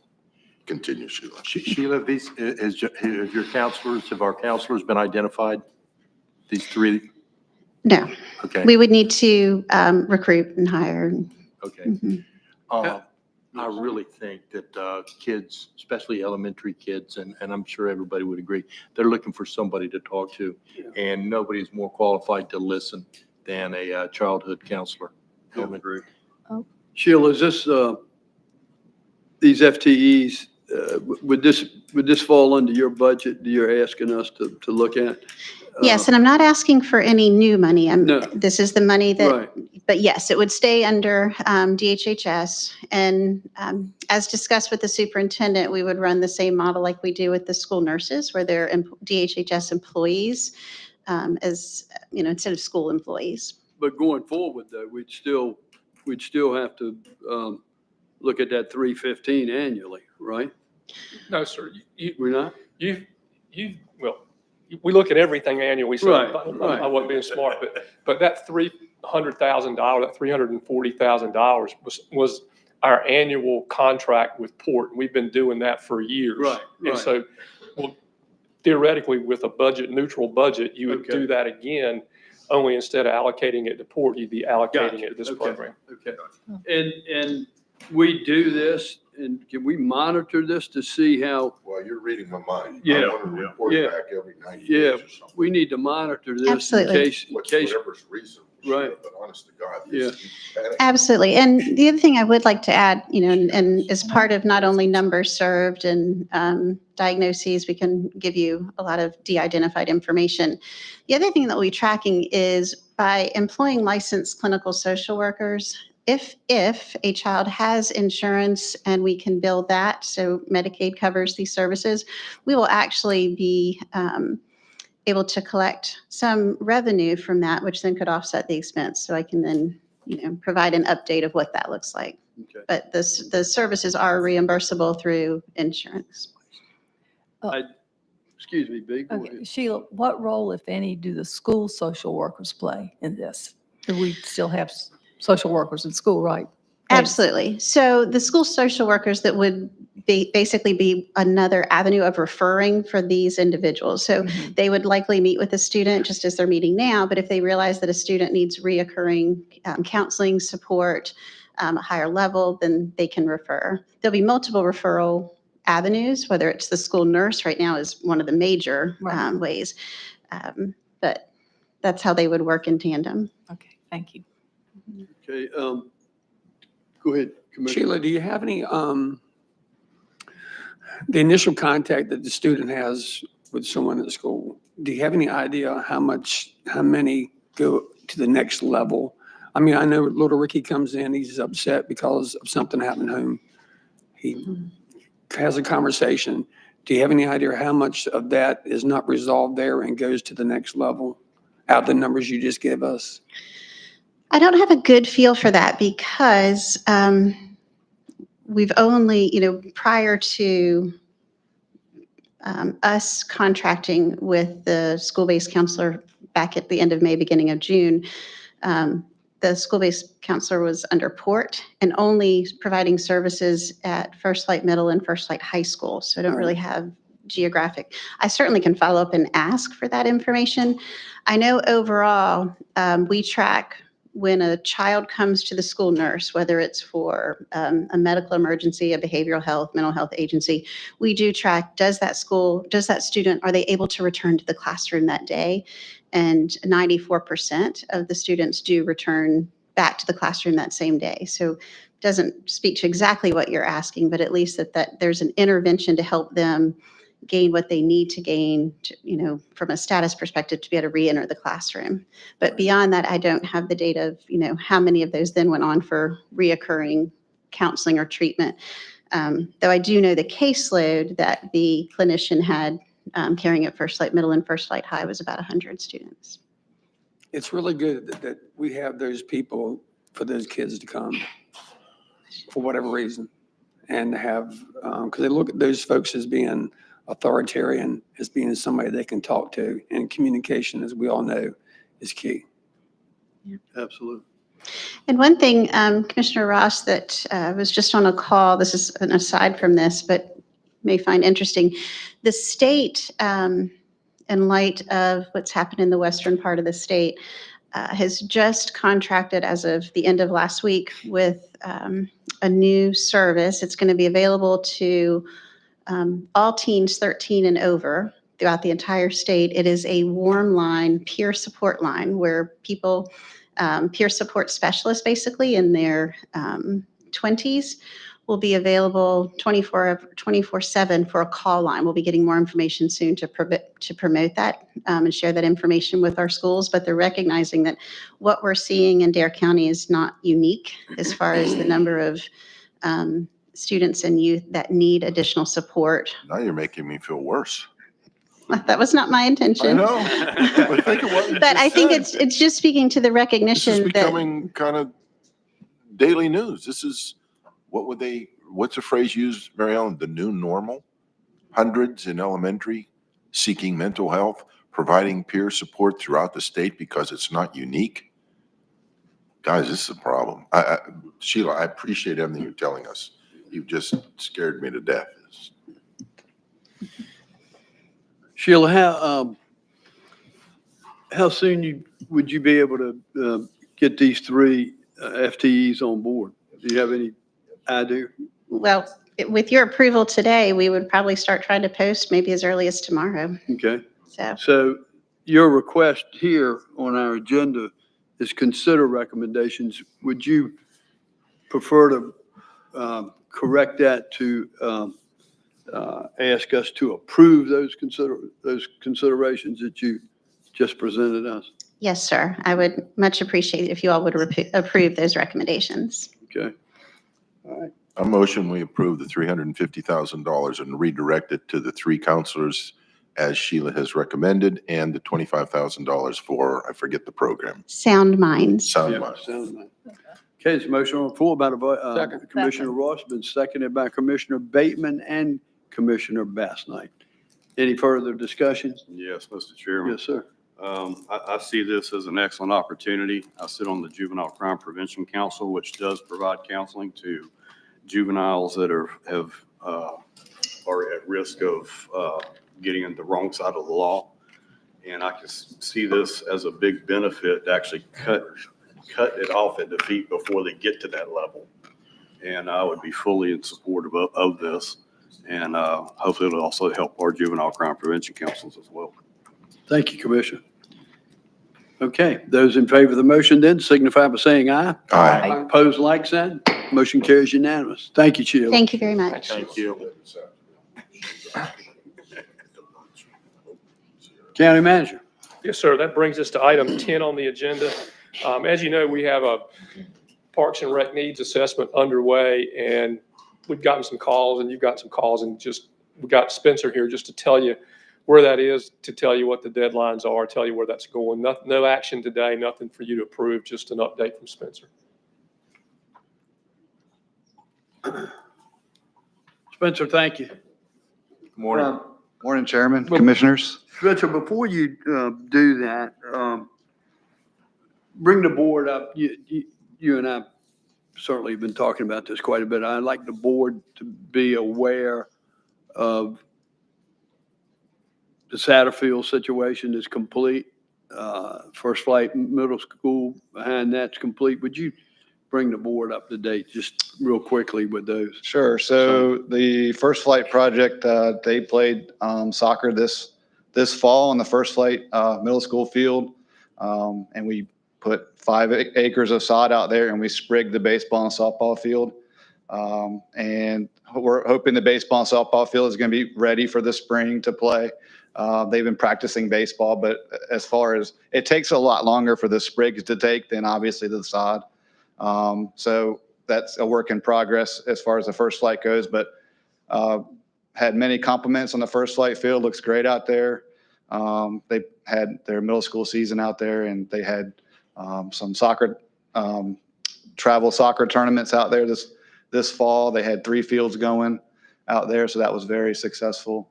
And as far as the Nagshead Satterfield project goes, we have sodded the auxiliary part of the field. It's about 1.25 acres worth of sod out there, and it was completed Friday, and we're hoping in early, springtime we'll be playing on it. So irrigation's installed, it's ready to go. It's just got to plant in and water it and get it through this winter, and then hopefully with spring we'll be ready to go on that field. Super. Thank you for all your hard work on both of those. Yep. Thank you for your support. haven't been out to Satterfield, you ought to go take a Yeah, look. it's It nice. looks really Really nice. I nice. mean, it really did turn out well. Yep. So I just wanted to provide a brief progress report on the needs assessment that started October 9th. So the survey was made public October 9th. We have had 1,137 as of Friday, 1,137 responses. And that represents 2,306 individuals. With this, that is 6.23% of the Dare County population. And that is a good response according to McGill and Associates. They usually see 3 to 5%. So we're already past that threshold. So that's good. We have set a deadline for November 22nd to finish the survey. We're hoping to get to 10%. That's a goal. It can happen. They say it's rare to get 10%, but we want to get 10%. So we want to get as much response as possible. And that's part of the reason I'm here, is to publicize it even more. We're going to make a bigger push these next 2 weeks to get more responses, because we know they're out there. We just got to get them to fill it out. It literally takes 5 minutes to fill it out. And so we just want to get everyone to fill it out and provide us their input. The week of October 20th, McGill and Associates visited Dare County, and we had four public input sessions. One was in Manio at the Lions Club. One was at the Youth Center in Kildover Hills. One was at the Rodanthe Community Center, and one was at the Pheasant Center in Buxton. Attendance was good. We had close to about 300 citizens combined. Citizens had the chance to talk to McGill and DCPR staff in person and share their input verbally, in writing, and also via a visual preference board that was provided by McGill. Still to come, we have 6 to 8 virtual focus group sessions with various selected groups within the county. We have a work session. You guys will have a work session with McGill, and then the final presentation of the plan to county staff to come. What does to come mean? So they are going to present their final plan to us, and then I guess I'm going to be presenting it to you guys. Their final plan will be presented to you what day? They didn't give me a day, but I'm thinking Kinda big on December, dates. January, December. Let's get a date. Okay, we'll do. Chairman, I don't have a date specific, but we told them that we needed it before the end of February so that we would have it as we prepared budget, and budget season starts the last day of February. So that's. Yeah, because kinda where I'm we are. going to want to digest a little bit. So if we could get it, well, I'm just asking for a date. Absolutely. Thank you. And one thing that was interesting that McGill, they said that they feel they were very, we visited all the parks. We visited town parks too, county parks, town parks. And the McGill, Mike, who is the head guy at McGill, he said he hasn't never seen a community so vibrant than Dare County.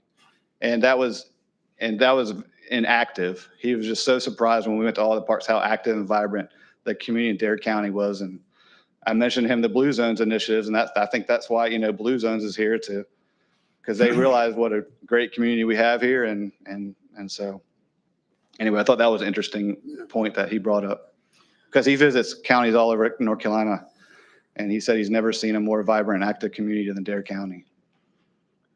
Thank you for that update, Spencer. I'll ask our public information officer, Dorothy, can you help with this, spreading the word some more on our site? I know you have, but just if you keep that up. Yeah.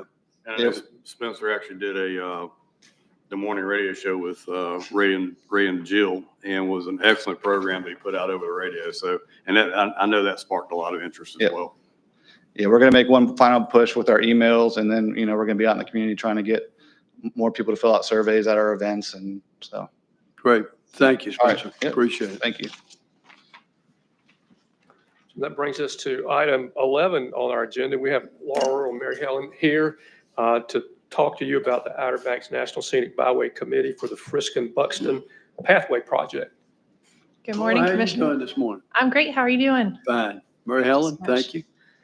Laura Ertl, as mentioned, doesn't need an introduction, but Mary Helen Goodlow Murphy is here with me. We're representing the Outer Banks National Scenic Byway Committee for Dare County and the Frisco Buxton Pathway Project, asking for your support again for some sidewalks in the town of Frisco.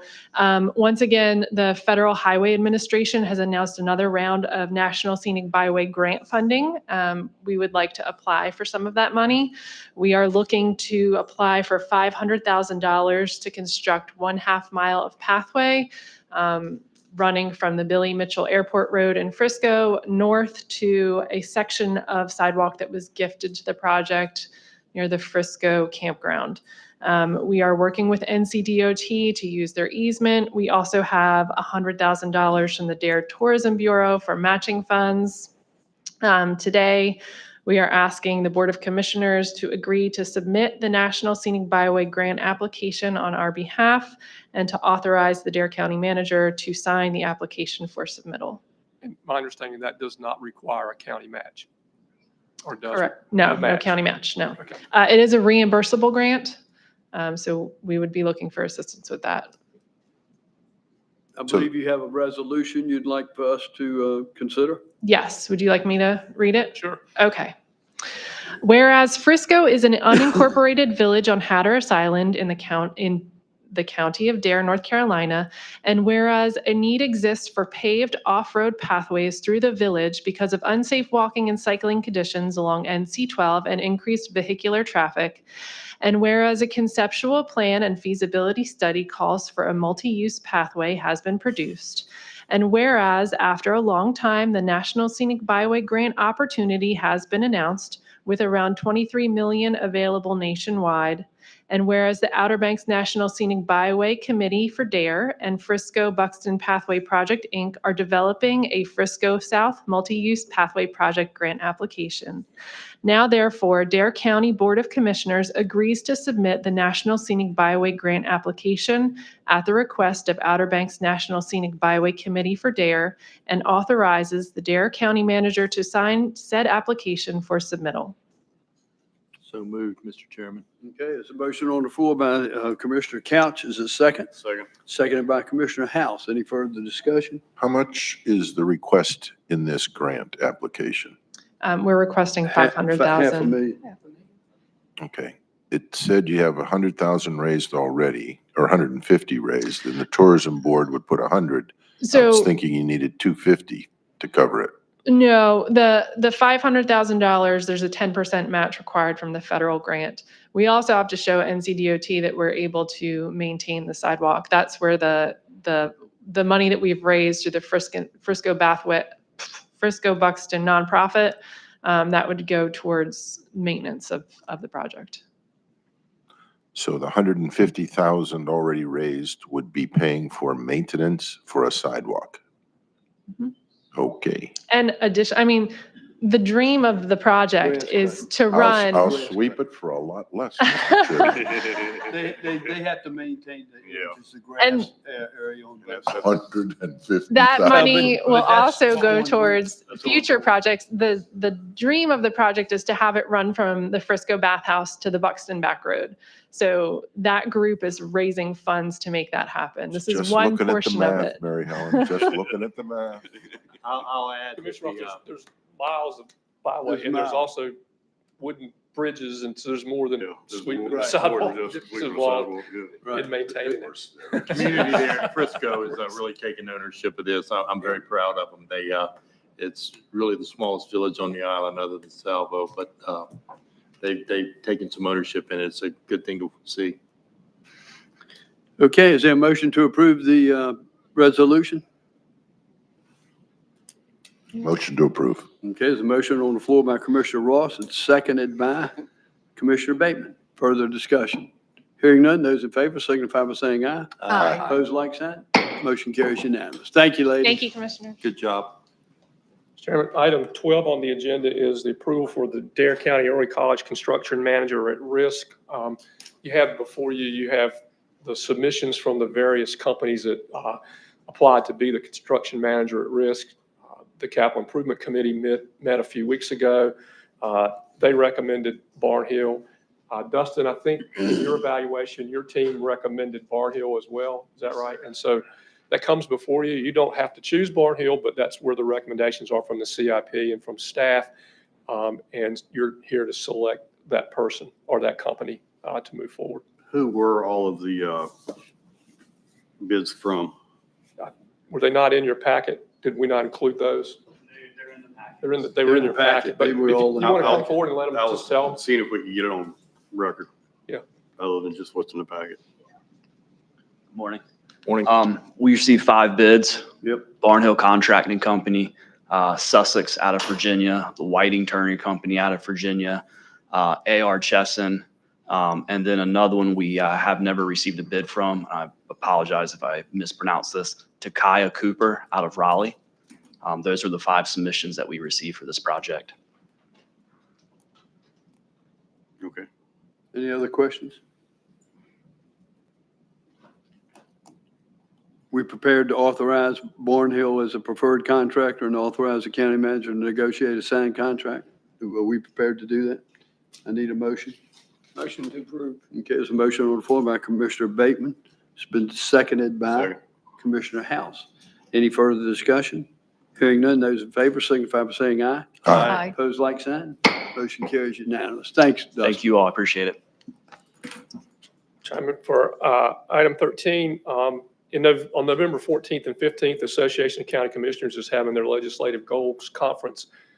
They need each county to name a voting delegate, and so you need to name a voting delegate and an alternate to do that. And I usually attend those, so. Yes, I'll make the motion. Chairman Woodard be our delegate. Second. Okay, is any further discussion? Those in favor signify by saying aye. Aye. Opposed, like sign. Motion carries unanimous. Right, that brings us to item 14. This is the renewal of the Dare County Arts Council lease. You have that lease before you. The terms of the lease have not changed. It is an extension of that lease. It's a 10-year extension of that lease. We met with the Arts Council. They have invested some money in that, and as the lease expires, they want to be sure that they have a lease long enough to allow them to sort of amortize the investment that they put in there. And so this has been advertised. It's followed all the procedural things, and it's before you for approval. If you have questions, I'll answer them. Dustin's here, and I think there's representatives from the Arts Council here as well. I've done a little bit of research on this as far as I like the way the thing is. I just want it to be known that the actual commercial lease on the building compared to what the nationwide and also statewide lease is for retail spaces under the square footage. And under that proposed, it would be $11,000 a month rent on that building. So I just want to make that aware, especially with the Arts Council. That's a gift as opposed to what this lease is. Sure. Yeah. How much is the lease? Is $1 a year, isn't it? The lease is without, yeah. Yeah. I was gonna wonder if they were willing to renegotiate. Probably not. I wasn't asking for that. I was Okay. just wanting to get it. No, I know. He wasn't asking. I know. Why'd you ruin it for me? It's a deal, Yeah. basically. Anyone else have any concerns over the lease? Then I need a motion to adopt a resolution approving the lease agreement for a period of 10 years. Motion to approve. There's a motion on the floor by Commissioner House. Second. It's been seconded by Commissioner Bassnight. Floor is open for further discussion. Hearing none, those in favor of that motion then signify by saying aye. Aye. Opposed, like sign. Motion carries unanimous. Chairman, that brings us to item 15 on the agenda. This is the approval of a purchase contract. Over the last months or so, we've been working with the property, or M&R Properties, that owns a lot beside the new youth center there in Manio. We worked with him to try to come up with a fair price. I've worked with Hosey to make sure we weren't exceeding fair market value. And we've reached an agreement, if you all approve it, where they would sell us that parcel there for $185,000. The parcel, if we were able to acquired and close on it, if you approve it, would be used to add to the space there. It could be used for a playground. It could be used for open space. It could be used for future parking. It could be used for future growth. If you've been on that site, it's very nice. The new building is nice, but it's a very tight site, and this will, again, give us some breathing space and some future potential there. So it's before you. There's a due diligence period in there. So during the due diligence period, as we look at the property, we have the right to terminate this for any reason or no reason. If we decide not to buy it because some reason we don't want it. But if we do move forward with it, then we would buy it for that price. You need to authorize us, the chairman, to sign the contract, and also authorize us to take the $185,000 out of the fund balance in order to pay for the property. Anything else I need, Dave? As long as he's mentioned that. We haven't reported to you yet. We're still drafting financial statements, but when Bobby says general fund balance, you had planned to use in fiscal 24, $9 million of, if the budget was perfect, of the general fund unassigned fund balance. You're actually going to increase that number.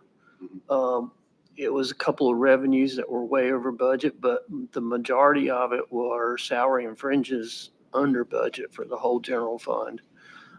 So the number is at the end of June of 24 is 11 million that's available. So what he's telling you is there's $11 million in excess of our 25%. Is that what our number is, of our 25% fund balance that is available to us? And each of these properties, as we go forward, there's 3 on here, would be paid for using that, what I'll call excess fund balance that's available to us. Okay, is there a motion to purchase the contract and authorize the county manager to execute the budget amendment? So moved. Okay, there's a motion on the floor by Commissioner House and Bass Knight. Is there a second? Second. Second by Commissioner Ross. Any further discussion? Hearing none, those in favor signify by saying aye. Aye. Opposed, like sign. Motion carries unanimous. I don't know if you've been out there, but it really, really looks nice. It Bobby, does, yes, this wonderful project. The privacy fence that just went up on the other side of the storm water, we did that, right? Yes. We did that, Dustin? Yes, sir. I thought so, yeah. Looks nice. It really does look nice. All right. That brings us to item 16. This is another purchase contract.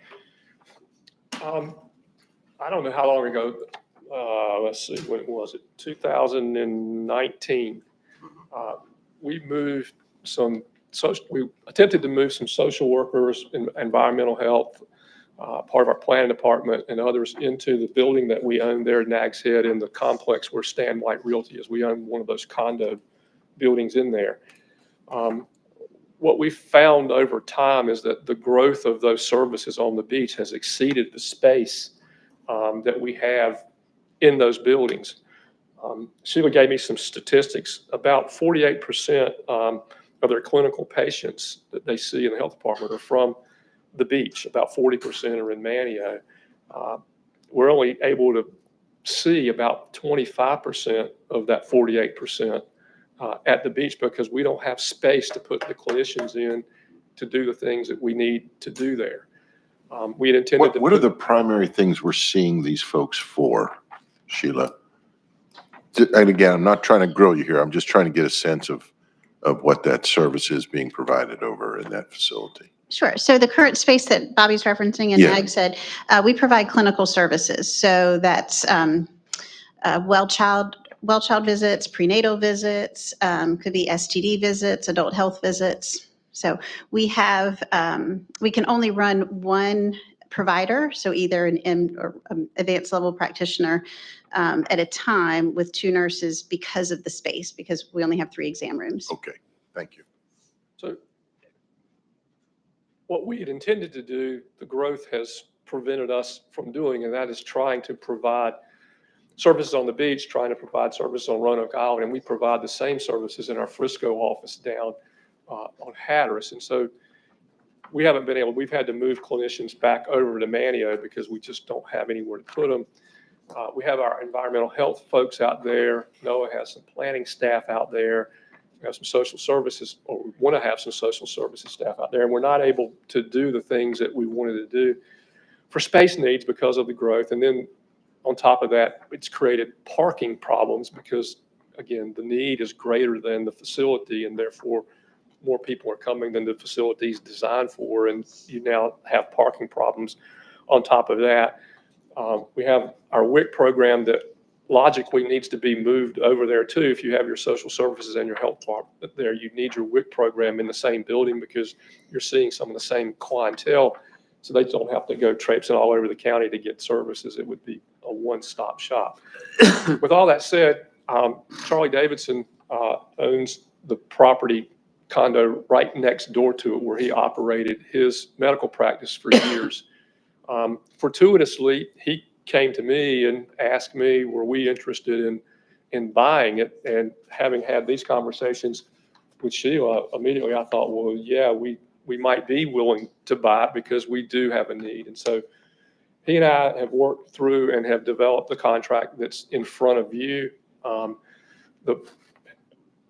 If you all approve it, then it would go back to him for approval. The purchase price is the price that we took the tax value, and Hosey did the guesstimate on what the reval is going to do to it. So that's close to right in terms of a fair market, the best number that we have. It too has a due diligence period in it that we can terminate the contract at any time for any reason or no reason. He has 3 tenants in it. Some of the space is space that he uses will be available to us immediately. There's other space in there that he has tenants in. We're going to take it subject to and have to honor those leases until the end of the leases.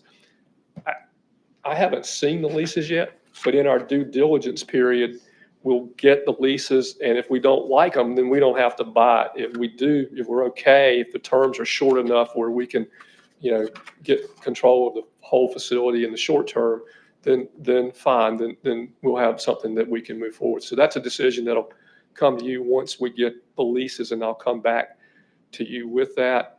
One of the leases is a law firm, a small law firm. One of the leases is Oh, hell, it's just a bunch of lawyers. yeah, that's right. One of them is a dentist, and I understand he's building a new office, and so that, and then the Outer Banks Hospital has some space in there, and we'd have to talk to them about what we would do timing wise, how that fits with what Sheila's plans are going to be.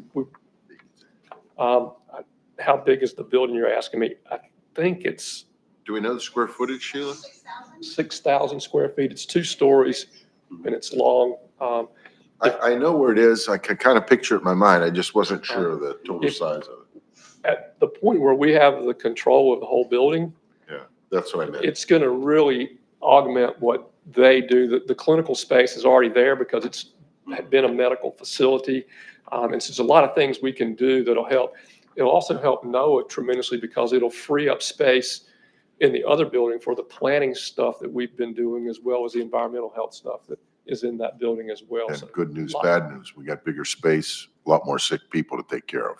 Well, it'll have a campus feel to it, and there's also going to alleviate some of the safety concerns there. I mean, it's just a cluster. yeah, Trying to get- it'll hopefully solve some of our parking concerns.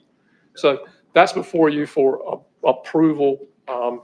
And then we'll do our due diligence and come back to you if there's any issues. Sounds good. Pleasure of the board. Motion to approve. Yeah, go ahead. Motion on Earl. the floor to approve by Give it to Commissioner Ross and Bateman. Is there a second? I'm sorry, before you do that, you also need to authorize me to take the funds out of the fund balance to pay this purchase price. Maker of the motion, agree? I agree. Is there a second to the motions? Second. Second is Commissioner Bass Knight. All those in favor? Aye. Floor is Aye. open for further discussion. Oh, sorry. He jumped the gun. I jumped the gun with him. Those in favor of the motion signify by saying aye. Aye. Opposed, like sign. Motion carries unanimous. And then the last of these 3 is the Dare Building Supply property down in Rodanthe. We talked about the need for an EMS station down there, and we've been looking for a while for property. We had talked to the owner of this property a couple of years ago, and he wanted to do a ground lease, and we weren't interested in doing a ground lease. He came back to us several months ago and said he would be willing to now sell. Once again, we ran the value up flag with Hosey to be sure that we were in the ballpark with the value.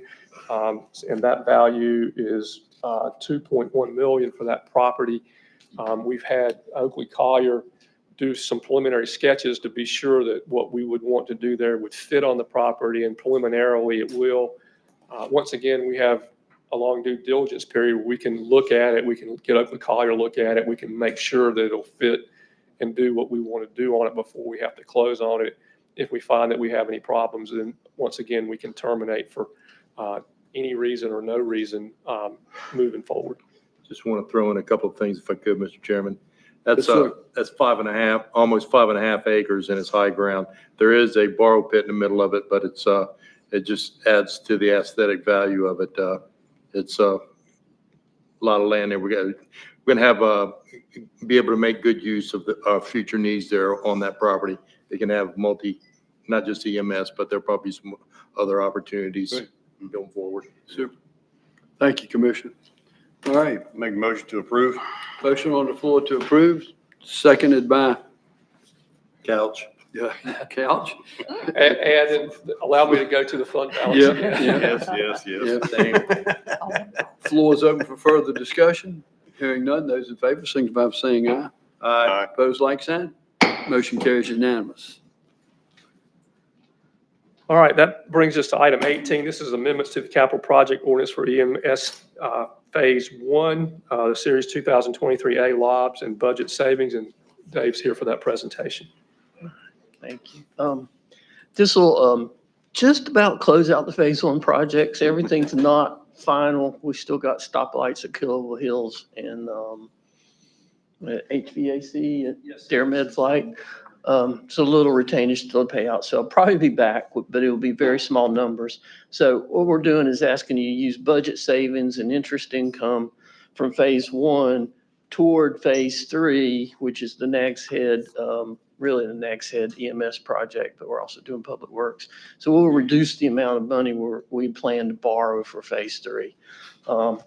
We had interest income. Our total was $256,000 over budget.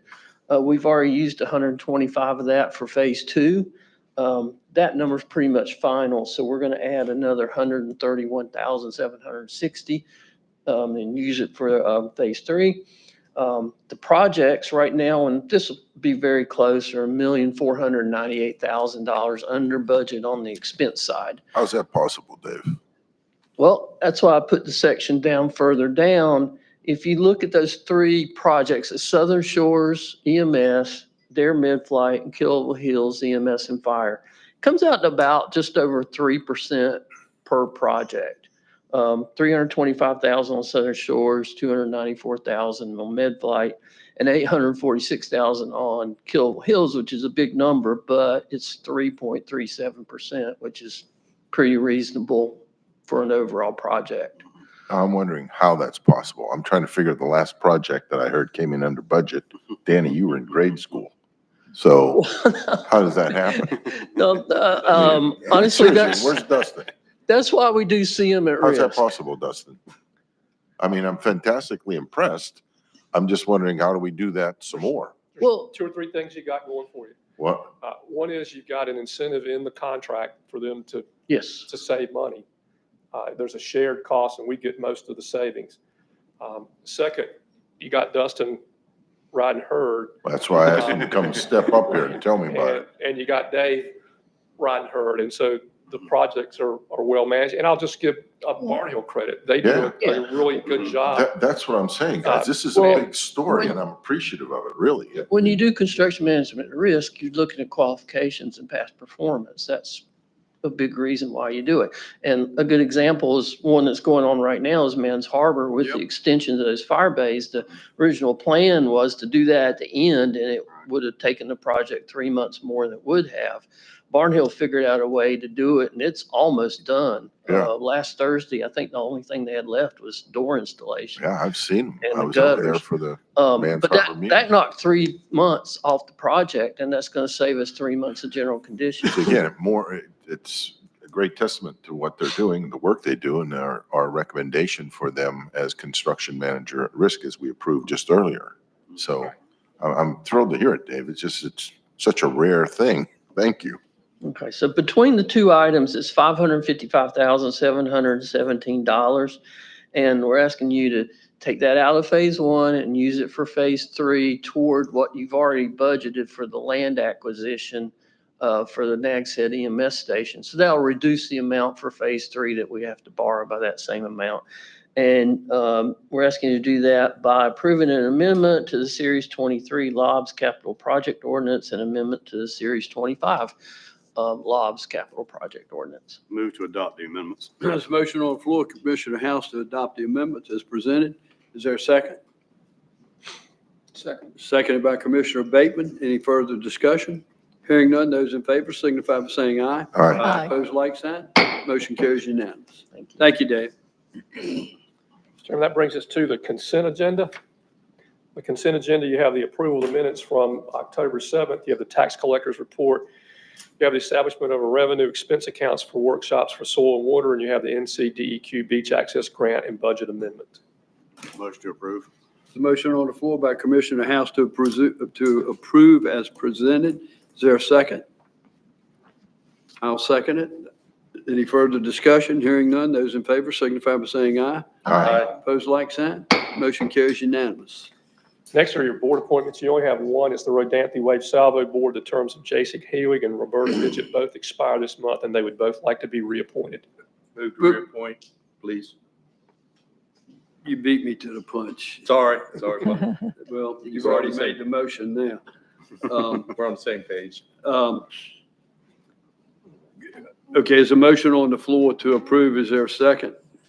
Second.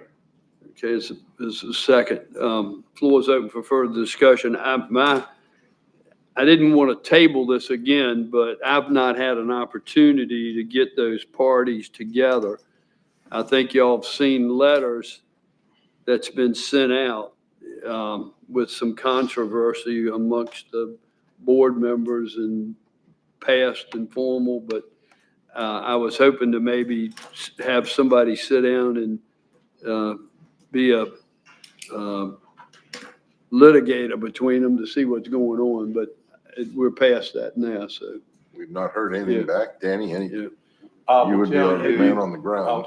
And Mary Helen and Aida both are here, but they've got a new president there that is a bit of a peacemaker. So I think right. we're going to see.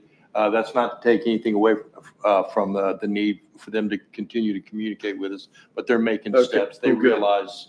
All right, good. I'm glad to hear that. Okay. All right. With that being said, those in favor of the motion signify by saying aye. Aye. Aye. Opposed, like sign. Motion carries unanimous. In your upcoming board and committee appointments in December, you have the Equalization and Review Board with 5 terms expiring. You have the Motor Vehicle Valuation Review Committee with 3 terms expiring. You have the Tourism Board with 6 terms expiring. In January, you have the Juvenile Crime Prevention Council with 1 term expiring. The Older Adult Services Advisory Council with 1 term expiring. The Working Waterman Commission with 2 terms expiring. In February 2025, you have the Aging Advisory Council with 2 terms expiring, the Planning Board with 2 terms expiring, and the Senior Tar Heel Legislature delegates with 2 terms expiring. And that would be your agenda, Mr. Chairman. All right, thank you, County Manager. That brings us to item 21, which is Commissioner's business and managers and attorney's business. Do you have anything else, Bobby? I just have one update, just to let you know what we're doing. In the water department, we've had a number of meetings with William over there, looking at his structure of the organization, how he's got things. And we've got to a place we think we can save some money and save some personnel costs over time by reorganizing the way. And we're sort of going to eliminate a middle management tier with attrition over time and fold those into some supervisors. We can have one supervisor looking over multiple plants rather than having a supervisor at every plant. And so he's going to make some changes there. Nobody's getting fired. Nobody's getting moved. None of that stuff is happening. It's all going to be done through attrition. But over about 4 years of when everything falls in place, there's going to be roughly $100,000 of savings in the water fund from not having sort of a bloated management structure there. So Great. just to let you know that's happening. And then I understand you need a closed session at the appropriate time. Okay, we get through this and we'll make that motion at that end. Public information officer, Ms. Hester, you have anything else? No, sir. Finance Director, Mr. Clausen, you have anything else? All right, that brings us to Commissioner business, and I'm gonna bounce around a little bit here this morning. Commissioner Bateman, would you kick that off for us? Yeah, well, I feel a little sad. And, we're departure of 3 of our board members. And I just want to say that what we have here and what we have had here in the past is very special. To step up to the plate and to serve, take the phone calls, to the abuse that comes along with the job, the countless times on the street, riding back and forth to meetings. People don't understand all the amount of time it takes to be a county commissioner. Well, I want to be a county commissioner. It's a great job, whatever. I've been here 3 years. That ain't how it works. First of all, you got to have experience. I mean, don't just step up to the plate and decide you want to be something because it looks good. You got to pay your dues. You got to work hard. And everybody on this board has done that.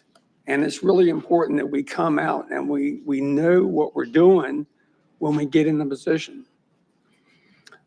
You guys have done that. With the Board of Education, Danny Board of Education, and then as a county commissioners, and you serve. You suit up, you show up, and you serve, and you do it with class. That's what this job is about. And I'm going to miss both of you guys really big. I'm going to tell a story on Wally. Me and Wally serve on, and we have the same passion for drug abuse, alcoholism. I was running for election, and I called Wally up and asked him, I'd like to sit and talk to you. I was running as a Democrat. Everybody knows Wally's a Republican. So anyway, he came over to the Sugar Shack. We sat down, and we had lunch. And Wally looked at me, but he wasn't really giving me eye contact. You know what I mean? It was like, he was there, but he weren't really there. And I started to outline some visions that I had for substance abuse, alcoholism, the DARE Challenge, the Recovery Court, Saving Lives Task Force, and things that he was passionate about. And at the end of that meeting, I knew very well that Wally Overman was not going to vote for me. But I had his heart. I had the guy's heart because a couple of times he kind of teared up on me because he cares about people. And that's what it takes in this job. You have to care about people. You have to, as I said again, once again, suit up, show up, and do the job. And I'm going to miss you guys. I'm going to miss Wally. And like I said, I'm a little bit sad, but I'm excited about the future that the board coming up and what we're going to have. I'm excited for Danny and B, what y'all going to do in the future, and well as for Wally. He's tough as the damn bit of nails. So all of a sudden, he's going to just pop up and be there again. So we appreciate it. Thank you. Thank you, Irvin. Well said. Commissioner House? Thank you, Mr. Chairman. I'm gonna run, not quite as long as you, but close. I want to give everybody an update on Miss Katie and the dredging processes that we've been going through. The Oregon Inlet Task Force had asked the Army Corps, was asked by the Army Corps on which permit to open first. It was deemed by the task force at the time to open up the Oregon Inlet permit, which outlays the bar, the alternate channel, and Old House Channel. Surveys were done. The dredging plan was submitted. On October 11th, the Army Corps advised the county they were submitting a proposal out to bid of a pipeline dredge project using federal funds in which had been set aside for over 2 years. Part of that pipeline dredge contained Old House Channel and the alternate channel. The Corps would not want any dredging in those areas until a pipeline dredge project was awarded. At that time, the bar was in decent shape and only had about a load to be taken out. So the Oregon Inlet Task Force opted to open Walter Slough in the crack where there was much more material in those channels that needed to be cleared. Surveys were completed, dredge plans were in place, and Miss Katie went to work on October 19th. The National Park Service also opened their permit to dredge the Walter Slough Channel heading into the Oregon Inlet Fishing Center, which is under the North Carolina Park Service control. On October 21st, a survey was completed on the bar and found a significant buildup of sand from the offshore storms. The task force asked the Army Corps of the possibility to open the permit with restriction to only operate on the bar. The Army Corps agreed, and the surveys and dredge plans were submitted on October 24th. And on November 1st, this past Friday, the Army Corps opened that one as well. Operationally, since Miss Katie has been back dredging, our third-party monitoring system has found 0 violations. Also, the dredge management control system on board the Miss Katie is so far advanced that the DQM consultants have now found a way to program the system that if the drag heads are within 6 inches of the allowable depth or side of the dredge box, it will shut the pumps off automatically. While under dredging operations, this additional safeguard is beyond the Corps' expectations. So that's your update on Miss Katie and what she's doing right now. Commissioner B. Bass Knight. It has been a pure pleasure serving with you on this board. I look forward to working with you on other projects that may arise because I know in my heart you will continue to serve the public and our students. And I thank you for working with me. Commissioner Couch. We came on this board at the same time, kind of like a commissioner brother. Your commitment and dedication to Hatteras Island is immeasurable. Your insights to the island have helped a great deal in the direction and decisions we have made to benefit Hatteras Island. And I thank you, my friend. Vice Chairman Overman, I know you're watching, and I'm saddened by the fact that you could not be with us today. My prayers are with you in a complete recovery. We will miss your various witty remarks and humor you would bring. I look forward to working with you continued on the Savings Lives Task Force, and get well soon, my friend. And we can't wait for you to get back to Dare County. To completely fulfill a campaign promise that I made to a small group of high school students during the 2020 election. The topic was knowing your history, good and bad, so that we may move forward. I promised them that during this term in office, I would present a day in history and that it was up to them to research it. I am pleased to say that over this term, I have heard back from several of them. To fulfill this promise, on this day in 1845, the first nationally observed uniform election day was held in the United States. How were elections done in the U.S. before that time? Do the research. And now for the best part of any of our commissioners' meeting, meet Kimber. Our pet of the week this week is Kimber. Kimber is a 4-month-old spayed Corey Tabby, and she is ready to bring joy into your home.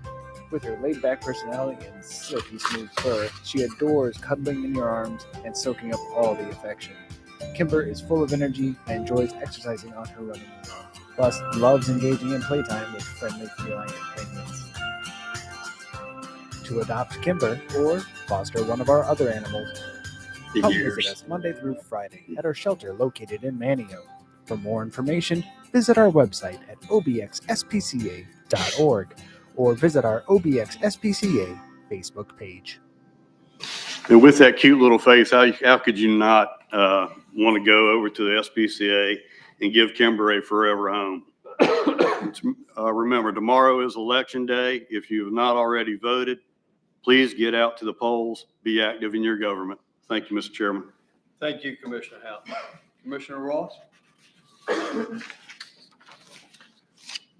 I could just echo what, Mr. Chairman, you opened the meeting with, Herb, Steve, the comments, appreciation, accolades, B, Danny. 100% on board. I'm going to miss you both a lot. Fabulous members of the board. And you think about all of the rancor and vitriol you hear at the national level. We've got Danny, lifelong Democrat, most of us Republicans are recently switching parties, and we don't have any of that. We don't have any of it. And I just wish there was a heck of a lot more. So, and I know B, you did as well. You switched parties. But again, it just doesn't exist here, which is a blessing. And I'm very grateful to you both. So you will definitely be missed. A couple of other things real quick. Starting today, everyone pay attention, is Green Light Week, right? Yep. Everybody knows what that is? Yep. Post a green light outside the home, honoring our veterans. Next week, the 11th, is Veterans Day. For those interested, this afternoon from 4 to 6 in Dowdy Park, a nonpartisan, non-political day of prayer is going to be held from 4 to 6. Everyone's invited. Bring a lawn chair, wear a jacket. On the 21st, everybody hear about blue zones? Heard about what a great county we are and how engaged and active the Parks and Rec survey said? Well, there are the Power 9. I won't go through all 9, but there will be a quiz after the meeting, Mary Helen. What are the Power 9 of the Blue Zones Initiative? So on the 21st, I'm pointing this out from 5 to 7, a very thorough assessment evaluation of Dare County has been conducted by the Blue Zones Consulting Group. And they will be presenting those findings at Jeanette's Pier. So for those interested, live longer, live healthier, Jeanette's Pier, November 21st at 5 p.m. And that concludes my remarks, sir. Thank you. Thank you so much, Commissioner Ross. B, Commissioner Bass Knight? Thank you, Chairman Woodard, and thank you for those much appreciated remarks, kind remarks at the beginning. It has been an honor for me to serve the people of Dare County. It was an honor to be appointed by this board to serve in this seat, and I have enjoyed every single minute with all the complaints and all the good things that have come about. It's truly been an honor. We have so many wonderful people in leadership. Danny, you're going to be missed a lot. You and I go back to the Board of Ed, and we've worked well together, and I think we've worked well together this year too. Wally, my prayers go out to you. We're hoping for a very quick recovery and getting back to Dare County and staying involved, just as I plan to do. Stay involved. You aren't through with me yet. I got a lot of boards I want to be on. And I hoped when I was appointed that in some small way I could make a difference, and I feel like I have. So I'm very, very pleased with this past year. I want to say that Dare County is extremely fortunate to have the leadership they have. You look up here at this board, this administrative group, it's the best of the best. I just see it every single day. Of course, I worked with them when I was on the Board of Ed, and we worked well together. They always supported our schools, and for that, I am deeply grateful. But in working inside with them for this past year, I see their dedication every single day, the work they do for our people in Dare County every single day. And I just feel like they just spend a tremendous amount of time serving the people of Dare County. They're compassionate, they're dedicated, they're committed, and they're smart, pretty knowledgeable in what they do. I want to say, well, when I was a teacher, I had a list on my desk of 100 ways to say awesome or great work. And I wish I had that list today, because every single one of those 100 words would apply to these folks sitting up here. They're that good. And it's my deepest honor to have served with you. I appreciate your help, your acceptance of me, for considering me one of the guys. I appreciate that. Bobby, I appreciate your help. You are the most knowledgeable person that I've seen in that position, because we go to a meeting and somebody asks a question, you know the answer. So you've been a big help to me, and I appreciate all you've done. This is an amazing team. The leadership you see sitting up here today is just absolutely exceptional. And so thank you all for your help. Thank you to the people of Dare County for supporting me in this past year and reaching out to me. And I've tried to really do my best for you. So thanks so much. Well done. Thank you. Thank you. B. Appreciate it. Certainly last but not least, Commissioner Kellogg. And B, I got to admit, one of the first things I thought about was I know some handful of nieces and nephews are going to just be ecstatic to have more access to you. You got it. Yeah. They begged me not to take the appointment. Yeah. I will confess that I got caught singing coming down the hall to the meeting here, and one of the custodial staff here just gave me a big smile, and I was like, is it that obvious? And the only reason that it's just I'm looking forward to, Bob, you were so good to recognize that even before the Board of Education, when they were moving the lighthouse and going way back, when you spend all the years, and I just admire the years that you've done this, because I know way back before the 80s and everything, where you involved with the JCs and stuff, you really got to have some inner desire to want to serve people. And if you keep that in the forefront, then everything else will take care of itself. Rob, others, Wally, I love Wally. I appreciate his knowledge of North Carolina, and he's got the same twisted sense of humor that I do and others do on the board here, but I'm really going to miss him as well. But I'll have some access. I see him down the Hatters every now and then. We know a lot of the same people. But I just, rather than going on and on here, I want to thank the county employees from top to bottom. And Bobby, that includes you. I mean, right on down. The mandate back in 2016 and in 2020 as well was to streamline government. And we've asked our guys to do more with less, and they have met the challenge, and they've got the job done. I just live in awe of all the work that our guys are doing. And Dustin, I see Dustin in there, Charlie, Spencer, and there's so many people, Noah, the department heads, but right on down through the guys that are working hard because they've got good leadership. And I just thank you from the bottom of my heart, county personnel, for all that you do for us, and appreciate your good attitudes. I have had some thank you calls, which I really appreciate. Some other calls in there too, but we're not going to talk about that. But, I thank you for your thank yous. And just a couple of things really quickly, so I can shut up here. It's a hard thing to do. This board gave a proclamation to the postmistress down there, and it's a hard thing to keep a secret on that island. But they managed to do it. And when Donna Parker came into the post office, because they managed to come up with a scheme to get her in there, but the sitting postmaster, now that she's taken sick leave, this lady had over 3,000 hours of sick leave that she never took.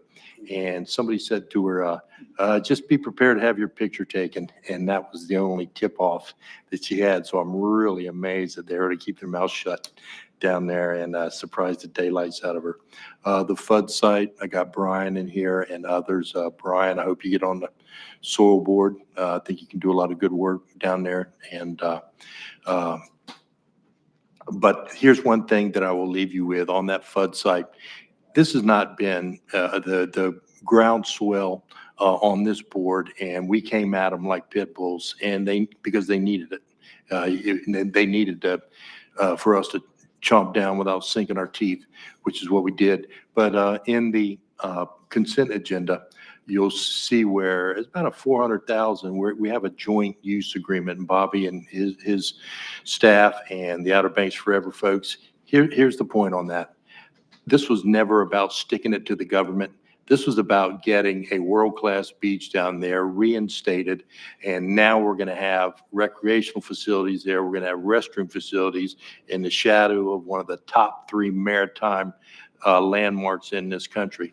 That's what drove this, was to get that beach back into shape so that we can continue to say that our beaches are world-class. And I love everybody on this board. Appreciate you so much. I will say, and everybody up here knows it now, this is a lot of political experience in here. This job is not what you think it is. And it's the hardest thing I've ever done. And but you continue to grow and you end up with some gray hair. I ain't gonna miss the stress. And that's on me. I've done a bad job of managing that. But when you give a rip, sometimes you're gonna be prepared to be stressed. And, but I'm looking forward to losing a little bit of weight, getting a grip on my health. And I love you all and I appreciate you. I give the credit and the glory to God. Thank you. Amen. Thank you, Danny. I've got a couple more things before we ask for a closed session. Go back to my early comments about the rain garden at Manio Middle School. You know, the replacement of that little walkway there is like $3,700 and some change. I'd like to make a motion that we take care of paying for that new walkway out of our contingency fund. I'd like to make that motion. Second. Okay, it's motion on the floor by myself, has been seconded by Commissioner House and Bass Knight. Any further discussion? Hearing none, those in favor signify by saying aye. Aye. Opposed, like sign. Motion carries unanimous. Thank you, gentlemen. I'm Mr. Chairman, really, two things. Can you give me that number again? it's $3,700 and some change. I got the exact And do you have a change. contact? Yeah. Okay, you'll get that for us. Yeah, I'll give it to you. As Commissioner House has said, tomorrow is a big day in our nation. I commend the citizens of Dare County stepping up to the plate, early voting. There's been some record numbers. Please exercise your right to vote tomorrow. Brian, hope that works well for you. We've got a luncheon this afternoon in honor of B and Danny and Wally, and then we've got the National Day of Prayer at 4. Brian, if you'd be so kind to give our regrets this evening. I know there's a meeting at 7, and I'm not sure we'll be finished here for this National Day of Prayer in order to drive down to be that. So if you'd certainly give our regrets to not being able to attend that. Ordinarily, we'd be there, and I hope you folks understand that. And then certainly, last but not least, as I said at the beginning of the meeting, we have 3 unbelievable human beings that have given their heart and soul to this county, and God bless you all. So with that being said, County Manager, would you like to make that motion, not motion, but that Sir, Mr. Chairman, you need a motion pursuant to NCGS 143-318-11A6 to review the qualifications, competence, performance, character, fitness, conditions of appointment, or conditions of initial employment of an individual public officer or employee or prospective public officer or employee. okay, is a motion to go into closed session. I'll make that motion. Is there a second? Second. Second by Commissioner Ross. Those in favor of the motion signify by saying aye. Aye. Opposed, like sign. Motion carries unanimous.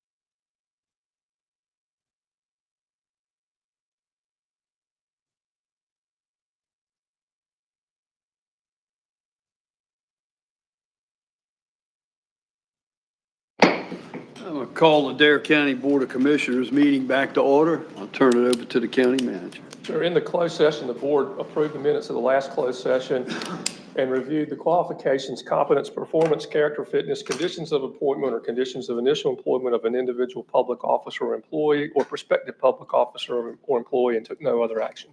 Okay. Thank you, County Manager. That brings us to the close of our November 4th, 2024 meeting. I need a motion to adjourn until 9 a.m. on December the 2nd.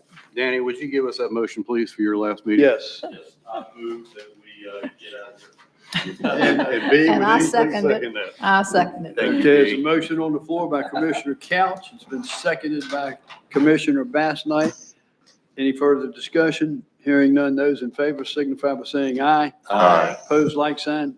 Motion carries All right, brother. unanimous. Yeah, thank you.